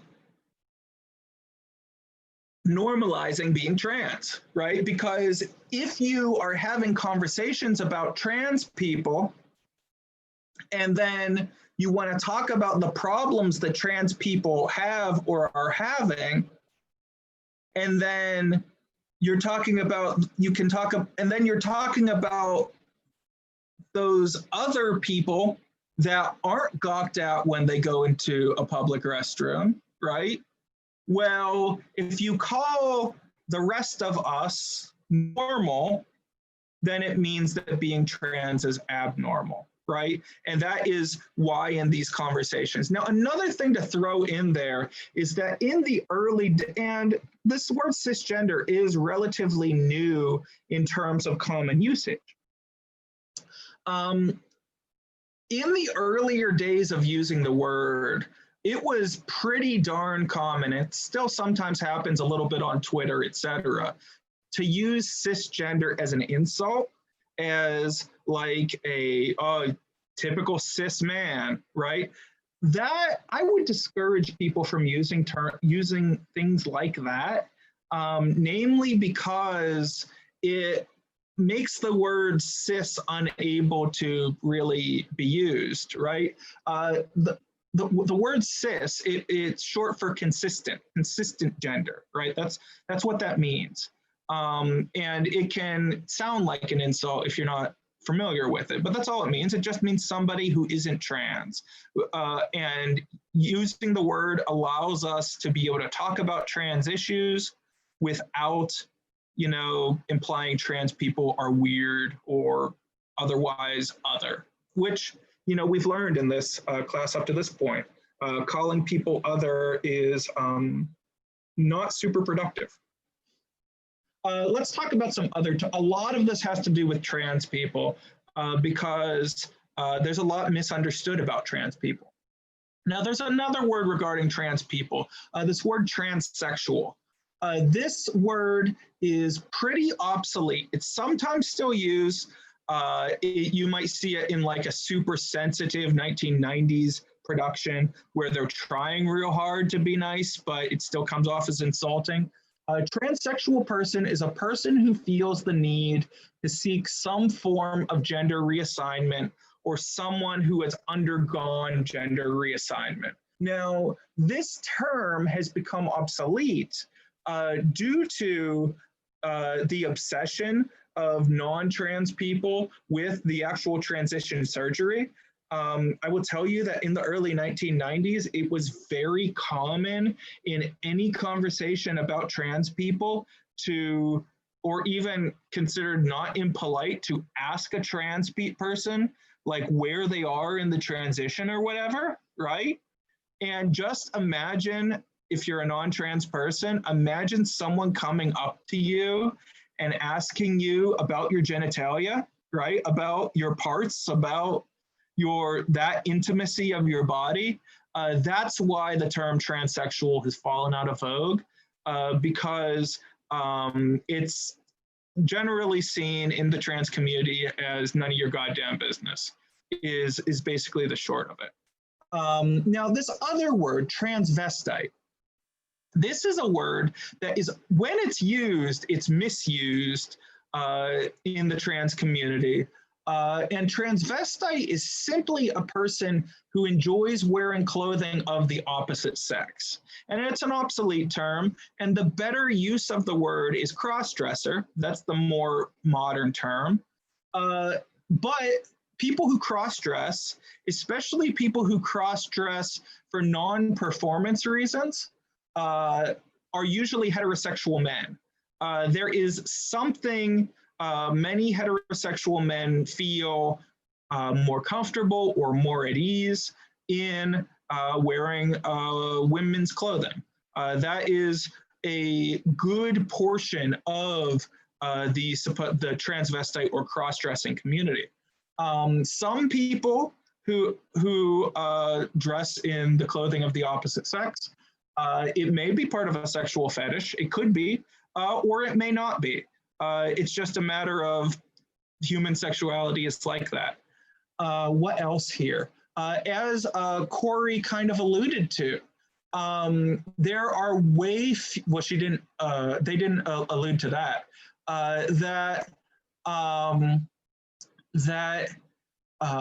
transvestites, we usually talk about male transvestites because males have stricter societal dress codes than women do, don't they? It is entirely normal in our society for a man to wear pants and for a woman to wear pants, but is not as socially acceptable for a man to wear a skirt. That is, and it's a little stricter for men, is part of it. I think that's it. Any questions there?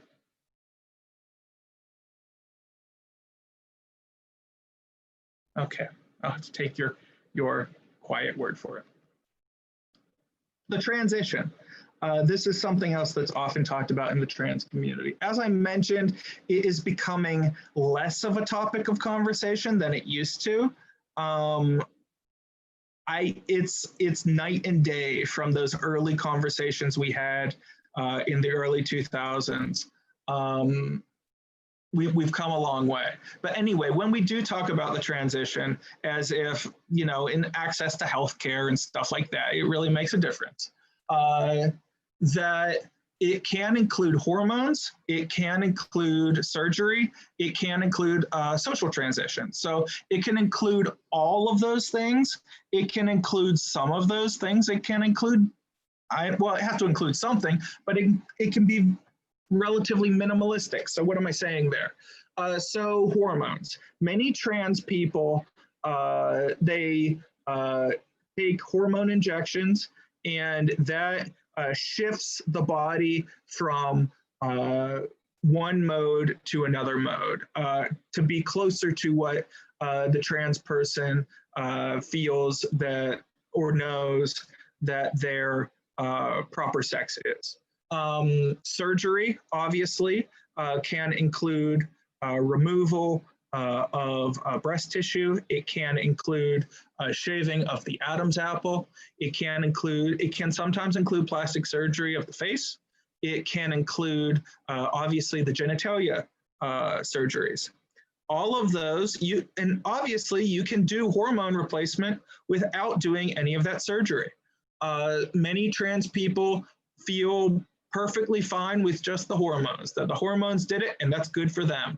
Other trans people, if they are transitioning from being female to being male, they feel that breast surgery to remove that tissue is a really big deal, and then that's something that they do. The social transition is probably the transition that I suppose is the most mandatory for being trans. It's not mandatory, but it's something most trans people go through. It's the simple thing of saying, well, my name was Jeremy before, but now my name is Jenny, right? Something like that. And that's a big, hard, awkward part. And it's especially awkward for the people that you already have relationships for, too. Imagine, I mean, the biggest part for a lot of trans people is telling their mothers or telling their fathers or their parents, hey, call me this, call me a different, that's my name, right? That the name you picked for me isn't my name, or what isn't my name anymore, and that's my name. That is a big, big deal for trans people. If you know a trans person that you've known your whole life, that they transition, please, please, please do not call them by their old name. That's called dead naming. That is not cool. It hurts people again. And that can be hard for people. Use their preferred, I mean, trans people are the biggest reason why we ask people's preferred pronouns now. It's because it's a big, big deal. It feels awkward at this point in our lives, and it still kind of is awkward because we're still socially trying to figure the whole thing out. A prediction I would have is that maybe 20 years from now, listing your personal pronouns will probably feel very, very normal. Probably again, we don't know the future. We don't know how society will change, but that's what it looks like. We are, as a society, transitioning in that way. Other phrasing that we sometimes use this is becoming a little bit more academic, is using the term MTF to refer to a trans person who is shifting from being a male-bodied individual to being a female-bodied individual. And then FTM is a female-bodied individual transitioning to be male-bodied or male socially or something like that. In my experience, this is informal, that it feels like we have moved to just calling a trans person who perceives themselves as being male a trans man, and a trans person who feels that they're female to being a trans lady or something like that. That seems to be where we are linguistically now. But sometimes, especially within the trans community itself, these letters MTF and FTM are used. I actually asked a trans friend of mine about this last night just to double check. And he said that, yeah, it seems like I only ever see those words anymore in Instagram hashtags. I was like, I think you're right. So that, because, you have to ask people when you don't know too. Moving on. Non-binary, these are words, non-binary and gender fluid. These are the newest words in this set of vocabulary. And well, they just made it up. Well, it's a new word. It's a new condition. It doesn't mean it hasn't always been with us. It means that we are coming to understand it as a society, and so it's part of societal change. A non-binary person is a person that feels that their gender identity cannot be placed in either a male, female, or other category. They feel that their gender identity is not in a binary being one of two things, right? So they are not male nor female, right? Gender fluid people, similar concept, but absolutely distinct. Gender fluid people feel that their gender identity isn't set or can shift rapidly. So gender fluidity or gender fluid people, they may feel they have a gender at a moment, but their masculineness of the moment may transition into feminineness later on. Sometimes gender fluidity is dependent on a given situation. I have read accounts and talked to people where, say, when I'm performing as a singer, I'm female, but when I go hiking, I'm male, and I prefer male pronouns when I'm hiking, right? That could be an example of that sort of thing. Now, a very interesting question that is brought up with all of these terms is, what do these new terms mean in terms of the broader LGBTQ population, right?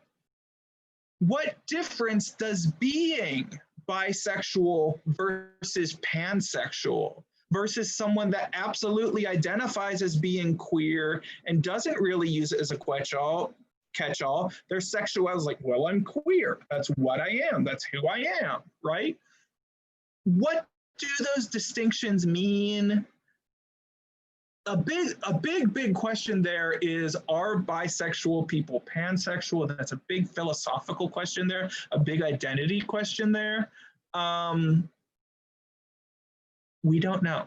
Like, I mean, we have definitions, but the greater question is, are our concepts of human sexuality dramatically shifting, dramatically changing in a way that if you would take someone from 1990 and then fast forward them to 2030, would they even recognize it, right?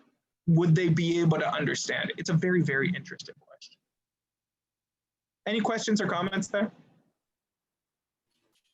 Yeah, Are these included on like the census, or is that still just male, female? Now, I haven't seen the 2020 census. I don't know what this census looks like because I think it's probably safe to say at this point that the 2020 census has been an unmitigated failure. It was set up to fail in 2019. It didn't get appropriate funding. With that said, I would assume that it says male, female, other, please specify. That's how I would phrase it if I were writing the census. With that said, the census is very, very politicized. So depending on who was in charge of the Census Bureau could determine that. And if someone had possibly anti-trans leanings, they could use it to reflect that. Ava, do you have something in this regard? No, okay. Sorry, I'm calling on people whose microphones just come on tonight. Okay, cool. So our culture of the week this week is feminism. I would like to take a 5-minute break here. So my clock currently says 8:02. Let's be back at 8:07 and do this last portion. So I'll be back in a few minutes.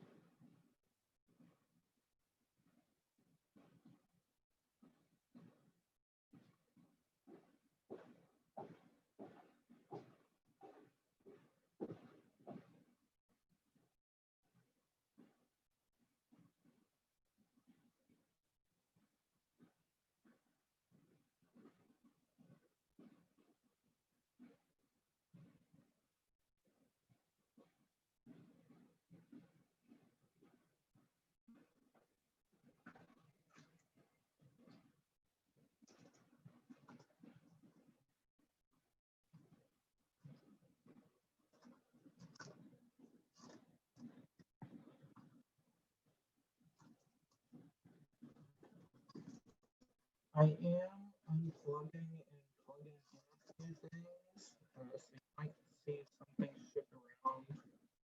I don't think that will hurt anything.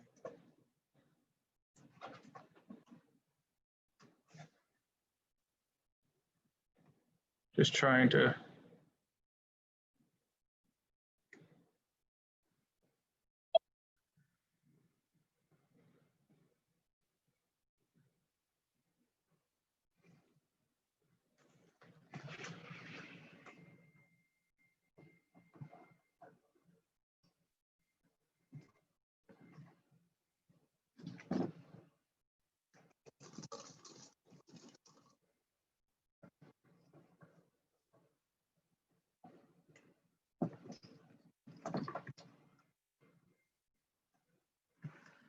There.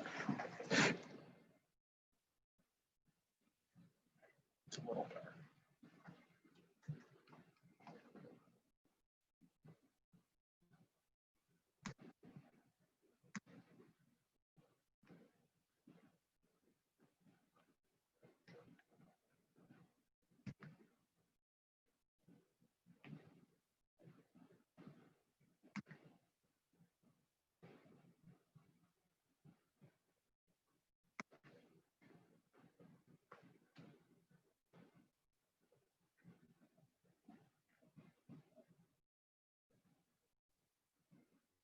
Okay, it's 8:08.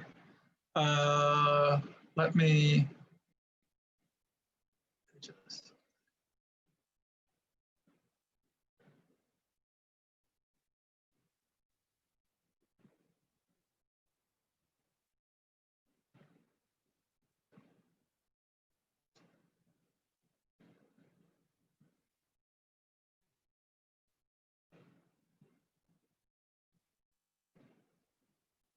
One second.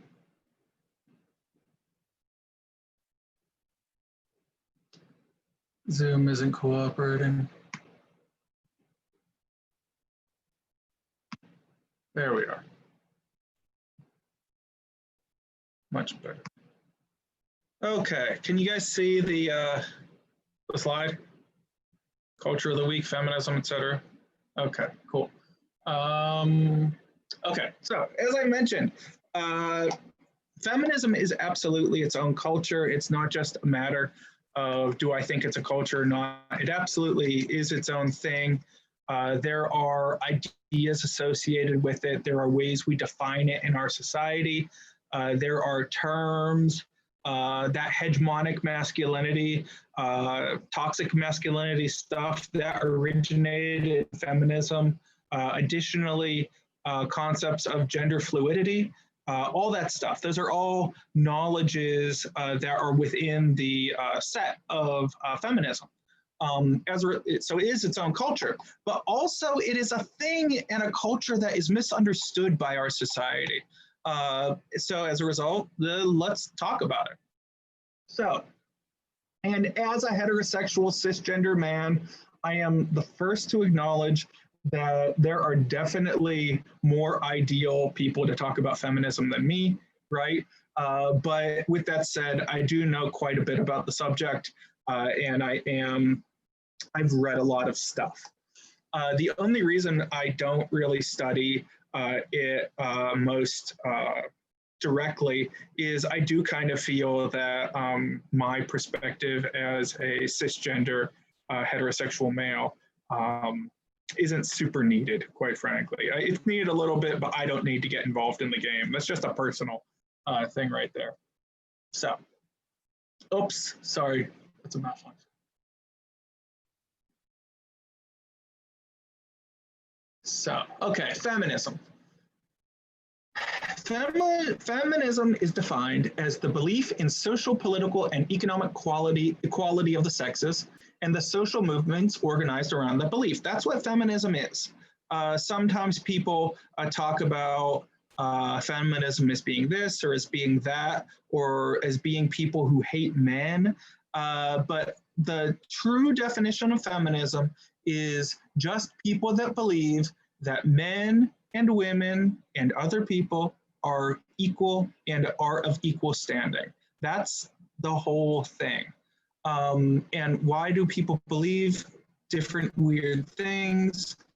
Why do people like feminism or not like feminism? Well, those get ironed out a little bit in the following slides. This movement has been known by multiple names in its history. It's also been known as the suffragist movement in its very early and beginning parts. It's been known as women's liberationism, or as women's lib. Those were terms that were used in the 1960s and 70s. It is today, sometimes the Me Too movement is used as a synonym for feminism as a whole as well. We'll talk about that toward the end of this presentation.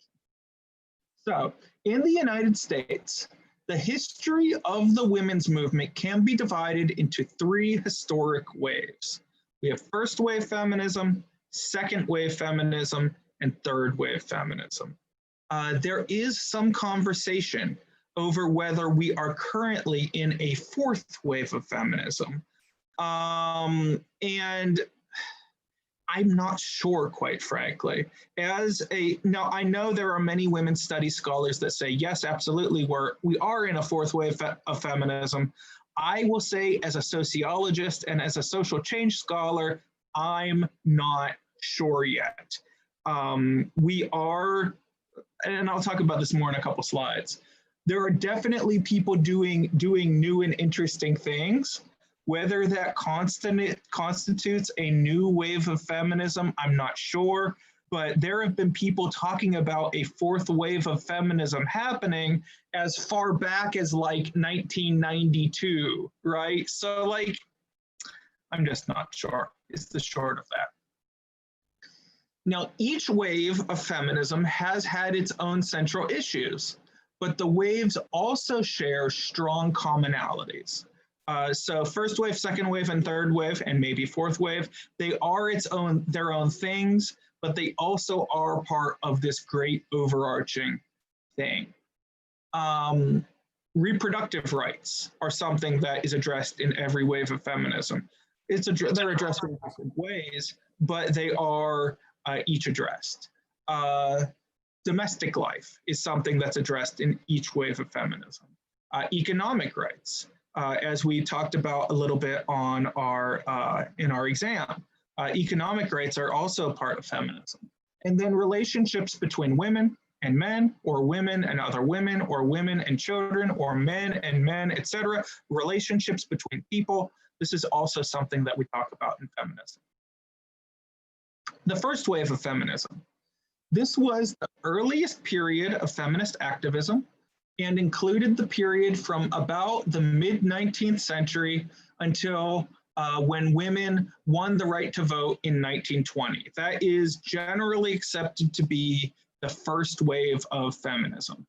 Prior to the 19th Amendment, men were considered to speak for their wives in terms of voting life in the United States. So for the first about 150 years of our, 150 years of our country, people thought that, well, men are the only ones that should vote, women don't get to vote.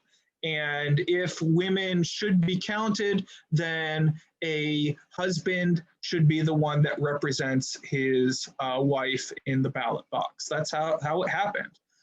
That changed on August 18th, 1920. That is the day the 19th Amendment went into effect. It's my understanding that the reason it's that particular day, the 19th Amendment was passed a couple months before this, but I believe that August 18th, 1920 was the first election that took place that allowed women to vote, if I remember correctly.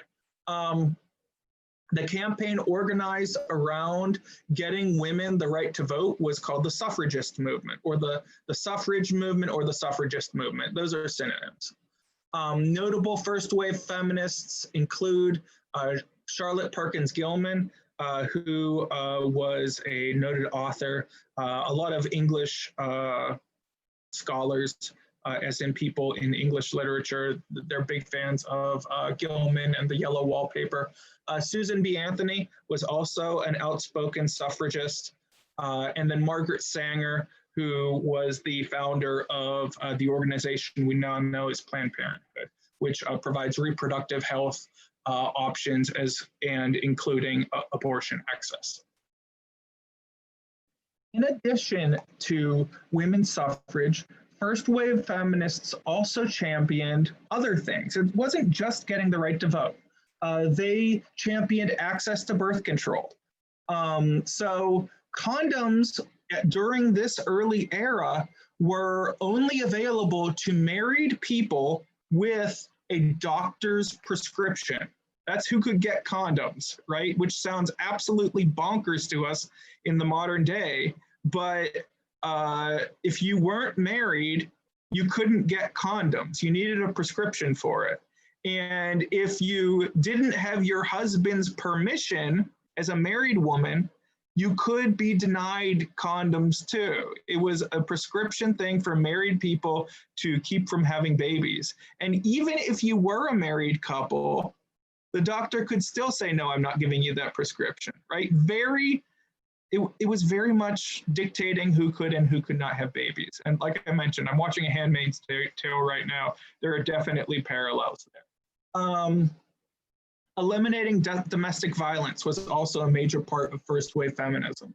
At that time, it was considered absolutely normal for men to physically discipline their wives when they did things that they didn't want to do. So this absolutely included beating. Women were very frequently considered to be the property of men, and that men could say what women could and could not do. That was absolutely the society that first wave feminism was countering. And then also alcohol prohibition. This is historically very interesting. Alcoholism was very, very common among men of this era. It was very common for a man to say, work a 10-hour day, go spend most of his money at a bar, and then come back and beat his wife and children. And that was considered socially acceptable behavior. So the reason why first wave feminists opposed alcohol is because it was seen as being a contributing factor to domestic violence. This seems weird to us from the modern day in many ways, because often, for example, modern feminist scholars are often people that think things like marijuana use is okay, right? So like in a modern sense of modern politics, it sounds kind of weird, but you have to understand it in terms of the politics and social dynamics of that era specifically. So when people don't like feminism, it's often because they have strange concepts that are rooted in second wave feminism. Usually when people don't like it, especially when women say, well, I don't need feminism, it might be because they have misconceptions about what second wave feminism was all about. The second wave did have a tendency to be strongly controversial and strongly confrontational as a tactic. So they would say things that were openly and actively aggressive, and maybe were intentionally aggressive and anti-male, actually. That was a political tactic that was taken by many second wave feminists. And I have a slight typo here. On the next slide, we're looking at some really second wave statements. And these are a little bit shocking. So take a look. So some examples of second wave statements could be, women should avoid dressing in ways that please men, and that they need to do that to liberate themselves. So thus, makeup, bras, and skirts are all examples of male dominance, right? That sounds alien to us too today. And a big part of that was what were known as bra burnings. Bra burnings were a very common feminist activist kind of statement. There would be rallies where they would, women would take off their bras and burn them in public to show that they aren't dominated by men. which sounds nonsensical to us today. But if you go by that second wave mindset, that, well, the way that women dress is dictated by men because men are in charge and dominated, it makes a certain internal logic. Here's the more wow statement, that due to the invasiveness of the act, every act of penetrative sex is inherently rape. And really, and that's taken from a early piece of feminist journal article, making the argument that because they're talking about penis vagina intercourse. So because a man, I'm not saying this is a true statement, because men enter women, and because that is so invasive to the woman, then this scholar was making the argument that every sex act like that was rape inherently. It's a really, really above and beyond wild statement, right? And that is not something that modern third wave feminists would say is even okay. That's a out there statement. But it wasn't, they were working with big ideas, right? This is the first time really in history that the dominance of men was being questioned, right? And part of that dominance was heterosexual relationships.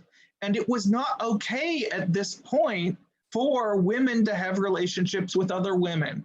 So there's a heavy influence of these newly liberated lesbian scholars within second wave feminism, making these arguments, making these observations. Some of them stuck, some of them didn't. And they're examining these roles, right? I don't think that any third wave scholar today would agree with this statement in any way.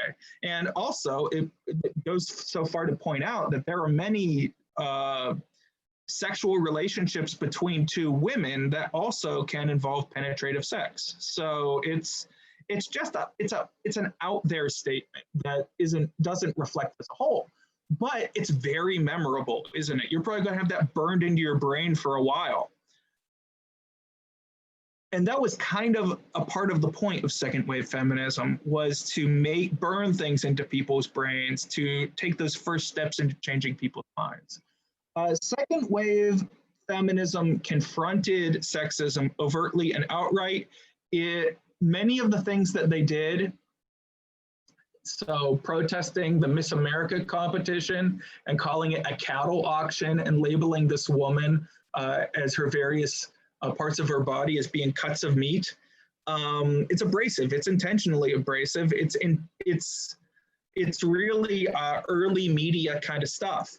It does not reflect modern feminism, but it is very much a thing of its era, and you can easily make an argument that it was necessary at the time. Now let's compare this. Let's talk about, so that's kind of the image second wave feminism had, but it was talking about other things too. And these other things are often the things that are forgotten when people say stuff like, I don't like feminism. The primary objective of second wave feminism was to achieve equal education and employment rights equal to men. So women wanted the right to have the same employment rights and the same education rights as men, both people having the same thing. Prior to second wave feminism, it was very common to deny women employment because of their sex. It was also common to fire them when they got pregnant or married. That was common practice, and it was legal. So it was common for a boss to say, well, you're getting married and you're gonna quit eventually and be a housewife. So I might as well fire you now so I can find someone new. Or, well, you're having a kid and you're gonna become a stay-at-home mom. So I gotta fire you, right? I can't have you coming in late because you have morning sickness. Sorry. That was accepted during that era. And that's a big part of stopping that kind of thing from happening. That's a big thing that second wave feminism did. And the legal way that second wave feminism did that was through Title IX. Title IX is often remembered, is the most remembered element of second wave feminism. And many people recognize Title IX because they were involved with sports in high schools. And Title IX does require equal access to sports teams. So if there's a male baseball team, there has to be a female a female softball team, or if there's a male soccer team, there's to be a female soccer team, or as was done in my high school, well, there's a male football team. So the equivalent of a male football team is women's cheerleading, of course, right? There has to be equivalency there. And that's the key to Title IX. Well, why did they do that? Why were they so concerned with there being a baseball team and a soccer team, a baseball team and a softball team? The reason there is because Title IX is actually about access to education and access to employment. And the way a lot of people pay for their education is through sports scholarships. So it's more about giving women access to that funding revenue and that funding opportunity than really caring if girls get to play basketball. I mean, it's good to be able to play basketball, but it's more about being able to go to college. It also requires schools to allow both boys and girls to take things like home ec or to take things like metal shop or wood shop. Prior to Title IX, it was common to just automatically enroll boys in shop and automatically enroll girls into home ec and forbid any cross-taking of that stuff. That was a very common thing. It was also common for colleges to refuse to admit women in their colleges. Now that depended from college to college, but it absolutely, there were many colleges that did not admit women. Now there any questions there? There's a couple places I could any questions there? No? Okay, I won't go off on all my side tangents I could go into. So another part of second wave feminism was a thing called the Equal Rights Amendment.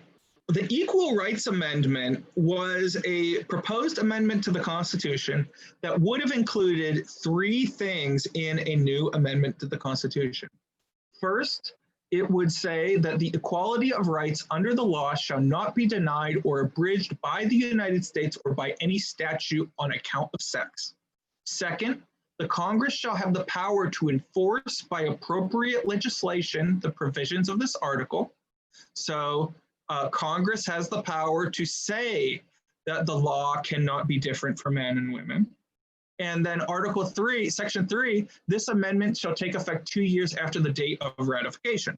This whole thing is about there can't be laws that are different for men than they are for women. This, the Equal Rights Amendment, never passed. It never passed.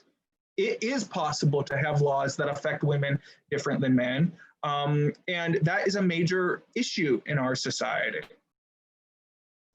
Thus, men and women would have to be paid equally for similar work. As I mentioned, it is currently common in the United States, and I just checked the statistic. This has fluctuated over time. In the 1970s, it was common for women to make 75 cents to the man's dollar. Today, it's about 82 cents. So we've made some progress, but we haven't gotten the whole way.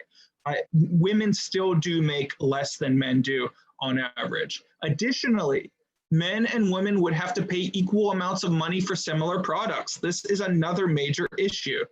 Guys, if you're not aware of it, and maybe women too, women often paid elevated prices for very similar things like razor blades.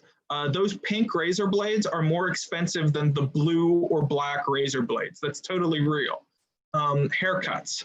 A woman's cut is typically $5 to $10 more expensive than a man's cut. More progressive haircutting establishment will say short cut or long cut, but there's still plenty of places that just charge women who have short haircuts $10 more. Healthcare, that's a big thing, right? That's a big thing. Women pay higher premiums than men do because there's a perception that women have greater healthcare needs. They have different healthcare needs, but that's part of the whole thing. And then additionally, clothes. Women's clothes do also tend to be more expensive and differently priced. Women, and this was a major sticking point in the 1970s, this third point, women and men would both be eligible for military draft. You guys, and I use guys in the very specific male point there, may remember that before you could apply for colleges, you had to file to be eligible for the draft for the selective service. That would mean that hypothetically the US military could draft you into the Army. Now, in all, what's the best word here? In all practicality, that will never happen in the modern era, because in the 70s, we didn't have a fully professional military. We didn't have thousands of people that saying, I am going to be in the Army for my profession. We didn't have that in the 70s.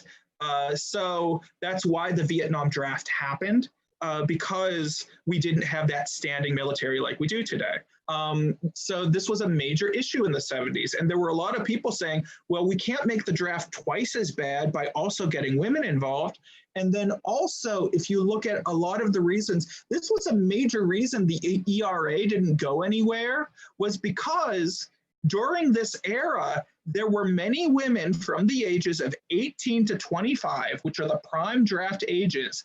There were many women who were already stay-at-home mothers in their early 20s, right? A lot of them, a lot of women.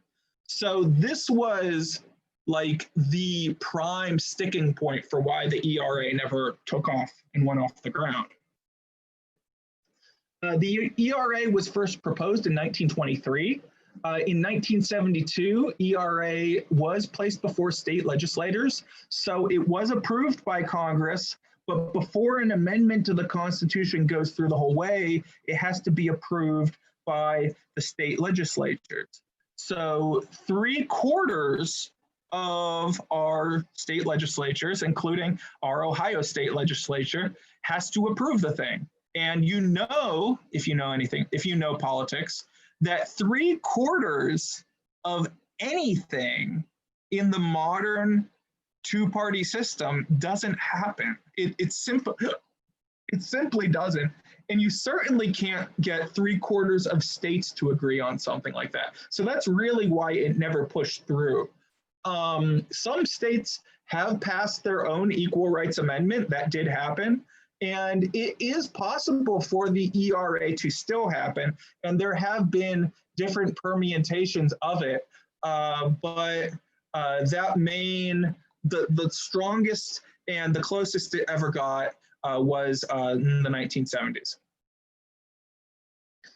Now, that's the bit on second wave feminism. Now, second wave feminism, in its confrontation onus, did create really interesting conversations among American society. And it caused not just conversations with women, but also with men. This created a movement called male liberationism. Male liberationism was a movement that originated in the 1970s to discuss the challenges of masculinity. That's what it was all about. So, so male liberationism, though, as opposed to women's liberationism, which is what second wave feminism was often called, very quickly broke down into two separate camps. Originally, it was very sympathetic to feminism, but it then broke into two groups.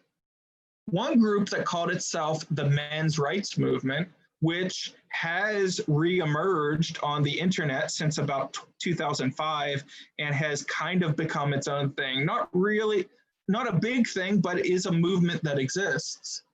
This group, the men's rights movement, feels that feminism creates disadvantages for men, that women were in a certain spot in society, and that spot where women were was where they should have been, right? Common causes propounded by men's rights people are custody of children in civil cases, in divorces. And that is something that's talked about later, feminists, but this is something that was really latched onto by the men's rights movement, that men should be able to have that custody, and they should go to just the guys. Additional causes that men should be able to buy and produce sexist video games if they are of commercial value. This was summed up by a controversy a couple years ago called Gamergate, where people were pointed out that, hey, a lot of these video games are intensely sexist, and maybe we need to fix a little bit of that, and maybe we need to have more female representation in video games if we're going to be cool, basically was the gist of it. And sometimes this group calls themselves in the modern day meninists. Now, I'll tell you, my brother actually, he went to, my brother is kind of a guy that will go to things like political events or whatever, knowing that he absolutely strongly disagrees with people, but he just wants, he wants to like get into the fray, right? So he went to one of these men's rights divorce conferences because he is an attorney and he wanted to, get some CEs. And his account is that honestly, that most of the conversations had at the conference that he went to were really ugly and pretty sexist, right? That like they were really saying like, well, if the woman has women have their way, blah, blah, blah. Like really, they weren't super interested in getting custody of the children, and they were more interested in like punishing women. Like really pretty gross stuff. That's just one account. That's not all of that, but there's some ugly stuff that happens there. So there's that part, right? And then there's the pro-feminist men's movement from this early bit. And this pro-feminist men's movement was a group that feels or felt, they don't really exist anymore, that sexism harms both men and women. And it wanted to fundamentally change society's ideas about gender, right? So there was a strong overlap then between second wave feminism and these guys that said, yeah, let's take down the patriarchy, right? But there wasn't really a space in second wave feminism for men to really be able to contribute. And that was a flaw in second wave feminism. Second wave feminism was all about being a space for women, but there was no entry point for men to be a part of it. If you're at all familiar with this kind of thing, you may know, what's the acronym for it? So J.K. Rowling recently, she's known for having a pretty, what was thought to be a pretty positive attitudes toward the gay community and feminism and all that. And then a couple years ago, she came out saying things that like, well, trans women aren't real women and like that sort of thing. That is an artifact of second wave feminism, right? J.K. Rowling is really an aggravated version of that sort of thing. So her her thought may sound wild to us today, and it is pretty gross, but it is rooted pretty strongly in second wave feminism. And feminist scholars saw that, and it eventually changed. And it turned into then third wave feminism. This is I will make the argument, this is the feminism that we're currently in. Whether we're in fourth wave or not, third wave is still super important to understand. Third wave feminism resolved tensions between the pro-feminist men's movement and then also second wave feminism. It's the fix between those things by extending the boundaries of accepted gender behavior. What the hell does that mean? Well, this was done by introducing new concepts. The concept of the gender spectrum that we talked about earlier in this lecture, that there are many ways to be both male and female, that is a third wave concept, right? That a man can take care of a little baby and like boxing or whatever, or like football. That a woman can work in construction and also like dancing or even really be attracted to men, right? That is, that's okay in third wave feminism. And then additionally, we have this concept of intersectionality. It's not just, we're not just talking about white women here. We're talking about all women. And not just part of not just talking about white women is talking about what it is to be a Black woman versus a white woman, Hispanic woman versus a white woman versus a Black woman, all of that sort of thing. What are all the kinds of women, right? What is the role of trans women in third wave feminism? That is intersectionality theory right there. And we've talked about that in this course already. Thus, according to third wave feminism, men and women both have the right to be masculine and feminine. And if you don't identify as being either a man or a woman, then you too have the right to be, we all as humans have the right to be the spectrum of gender. That's the point to third wave feminism. And that's where feminism is today. Now,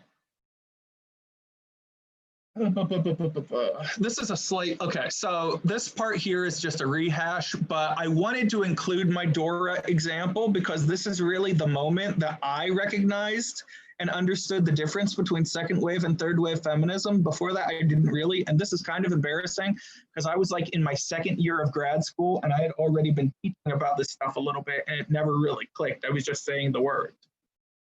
So when my first daughter was, we were at her baby shower and my brother was helping, we knew she was going to be a girl. My brother was helping me move the books and my brother, my aforementioned brother he graduated with a degree in gender studies. So he knew all of this stuff inside and out. And there was this Dora the Explorer book and there was this book of Dora the ballerina. And I said to my brother, I said, look what they did to Dora. They neutered her. They took her power, right? That statement I made was very much a second wave statement, right?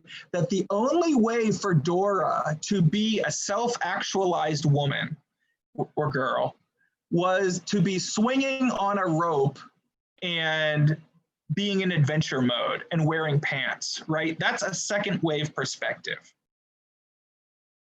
The third wave perspective would be that Dora can swing on a rope and then also take ballet lessons then, if that's something she desired to do.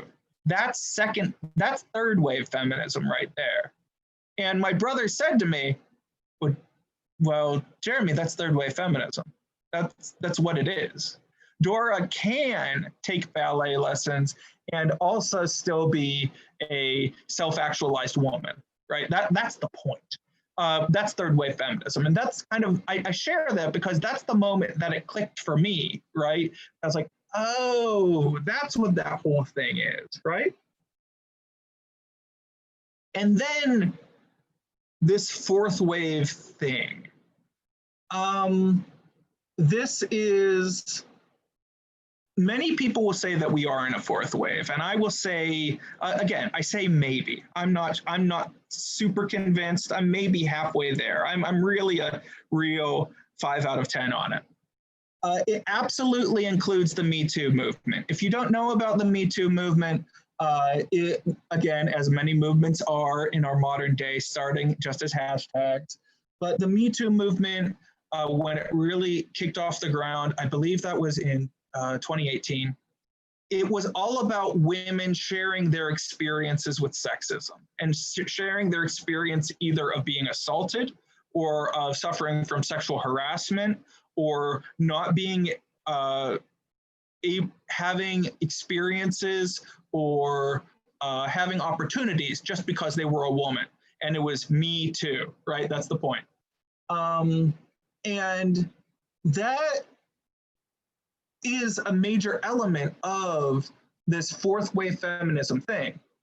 And the point of the distinction between that I see between what could be a fourth wave of feminism is the use of internet resources to do this same thing. From a personal perspective, I don't see really new theory in it. It feels like to me that they're just taking more third wave theory, but they're applying it and using internet tools. And it emphasizes the prevalence of sexual harassment and discrimination, but they're using the internet to do that. Another really strong fourth wave feminist thing has been the March on Washingtons that have been happening since 2016 when Trump, well, actually 2017 when Trump was inaugurated. And then those have continued for the last 4 years. It will be very interesting to see what happens in 2021, again, regardless of what happens in the election. I'm dating myself from 3 days from now.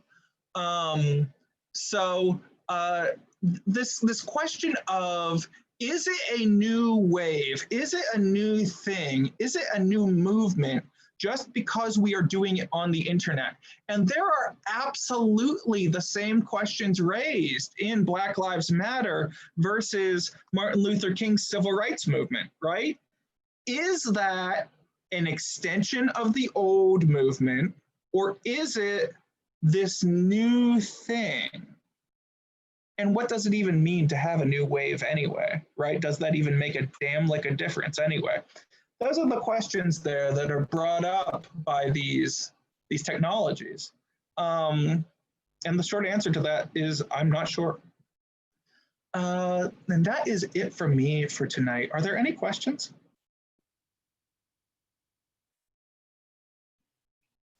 So would you say that the ERA could be ratified if the selective service thing was eliminated? I don't know. It would have passed in the 70s if it was, yes. It would have passed. Yeah, maybe. It's a very interesting question because, like, then would they really, if you it's a philosophical thing. If you say, well, there's any spot where women are not legally the same as men, then is it any, right? It's really, yeah, it's an ideological issue. Yeah. Any other questions? Okay, we are all very, yeah. Could you go over what we're supposed to do with the assignment for this week? Yeah, sure. 1 second. I have to shift a few things around. Does this mean we can't enjoy Harry Potter anymore? So, the whole Harry Potter thing, the consensus that I have gotten from people is that And this is actually like an English literature kind of thing. If an author sucks as a person, but they've already produced the work, then the work becomes its own thing, right? So enjoy your Harry Potter, just don't buy anything more from J.K. Rowling. That is, yeah. I mean, and there's plenty of works that are like that. Like, what's his name? Ernest Hemingway is one of my favorite authors. And Guy was a raging sexist asshole. Like, and he's also very dead. Like, he's not going to benefit from like me buying books. So if you want to buy, I don't know, you want to buy a J.K. Rowling book, buy it used. So let's look at this week. I'm not going to pull up the screen. Sex and gender. So what we're doing for this week. So you're doing a discussion and you are doing a short essay. For the discussion, if you aren't able to get it out by midnight tomorrow on Wednesday, that's okay, especially if, like, again, there are high emotions with the election, but please try to get it up by Thursday night. So in the discussion prompt, it's the process of coming out to parents and loved ones can be the hardest thing about being LGBTQ. Answer the following questions. So, and with all of this, don't feel the need to share anything more than you are comfortable sharing. And that's why there are the hypotheticals involved here. If you're cisgender and heterosexual, choose one LGBTQ identity and imagine you had to come out to your family. How would you do it?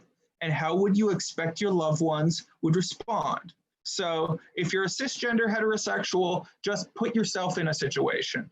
However, if you are an LGBTQ person, also feel free to share your real lived experience with us as well.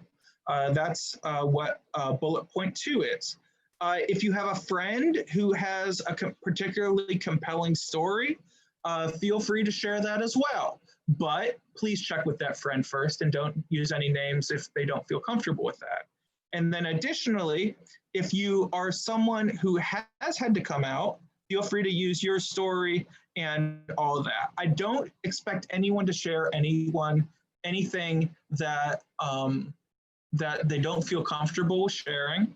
But I do expect you, especially if you are a cis straight person, to try to put yourselves in that headspace, because that kind of role play is beneficial for everyone. And then additionally, if you are someone who's had to come out, sharing those stories is also beneficial to everyone. So that's the discussion. And then obviously, don't be a raging homophobe, because that won't be tolerated, obviously. And then in the very personal interview, oh, I see. Oh, no, there, yeah. So you don't have to use citations or references in this one, because it is largely a self-prompt thing. In the essay, I want you to answer these 4 questions. How do you define your own sex, gender, sexuality, and sexual identity? I want you to show that you understand those terms, right? And if there's something you're not comfortable sharing, I mean, if you want to lie about something or whatever, feel free, just show me you understand the terms. I don't care. Do you know who you are? How do you come to understand your own sex, your own gender, your own sexuality? How do you know that, right? How do you know, like, a lot of straight people have never had to think about this, right? Like, how do you know you're straight? That's something to engage there. Have you faced any obstacles in your journey in understanding your own sex and gender? If you haven't, that's okay. Just answer the question in some way. And then, do you dress in a way that is intentionally masculine, feminine, mixed, or neutral, or unintentionally, right? If you're unintentionally do it, just think about the ways you present your masculinity or femininity. This exercise is all about understanding ourselves and maybe understanding our presentation of self in society and what that really means. Does that all make sense? Any questions there? No?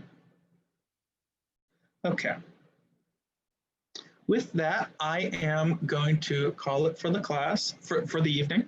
I am a little bit behind on my email. It is my intention to get that caught up by probably about midday or evening tomorrow. I will do my best, regardless of what happens politically, to stay fully productive, but I don't expect you to. But what I do expect of you is to finish those assignments.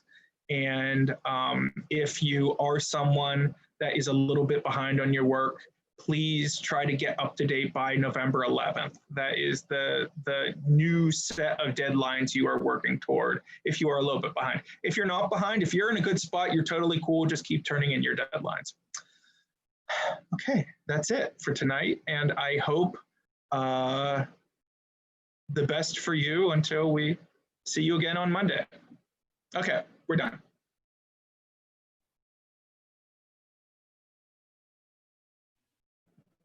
Thank you, Jerry.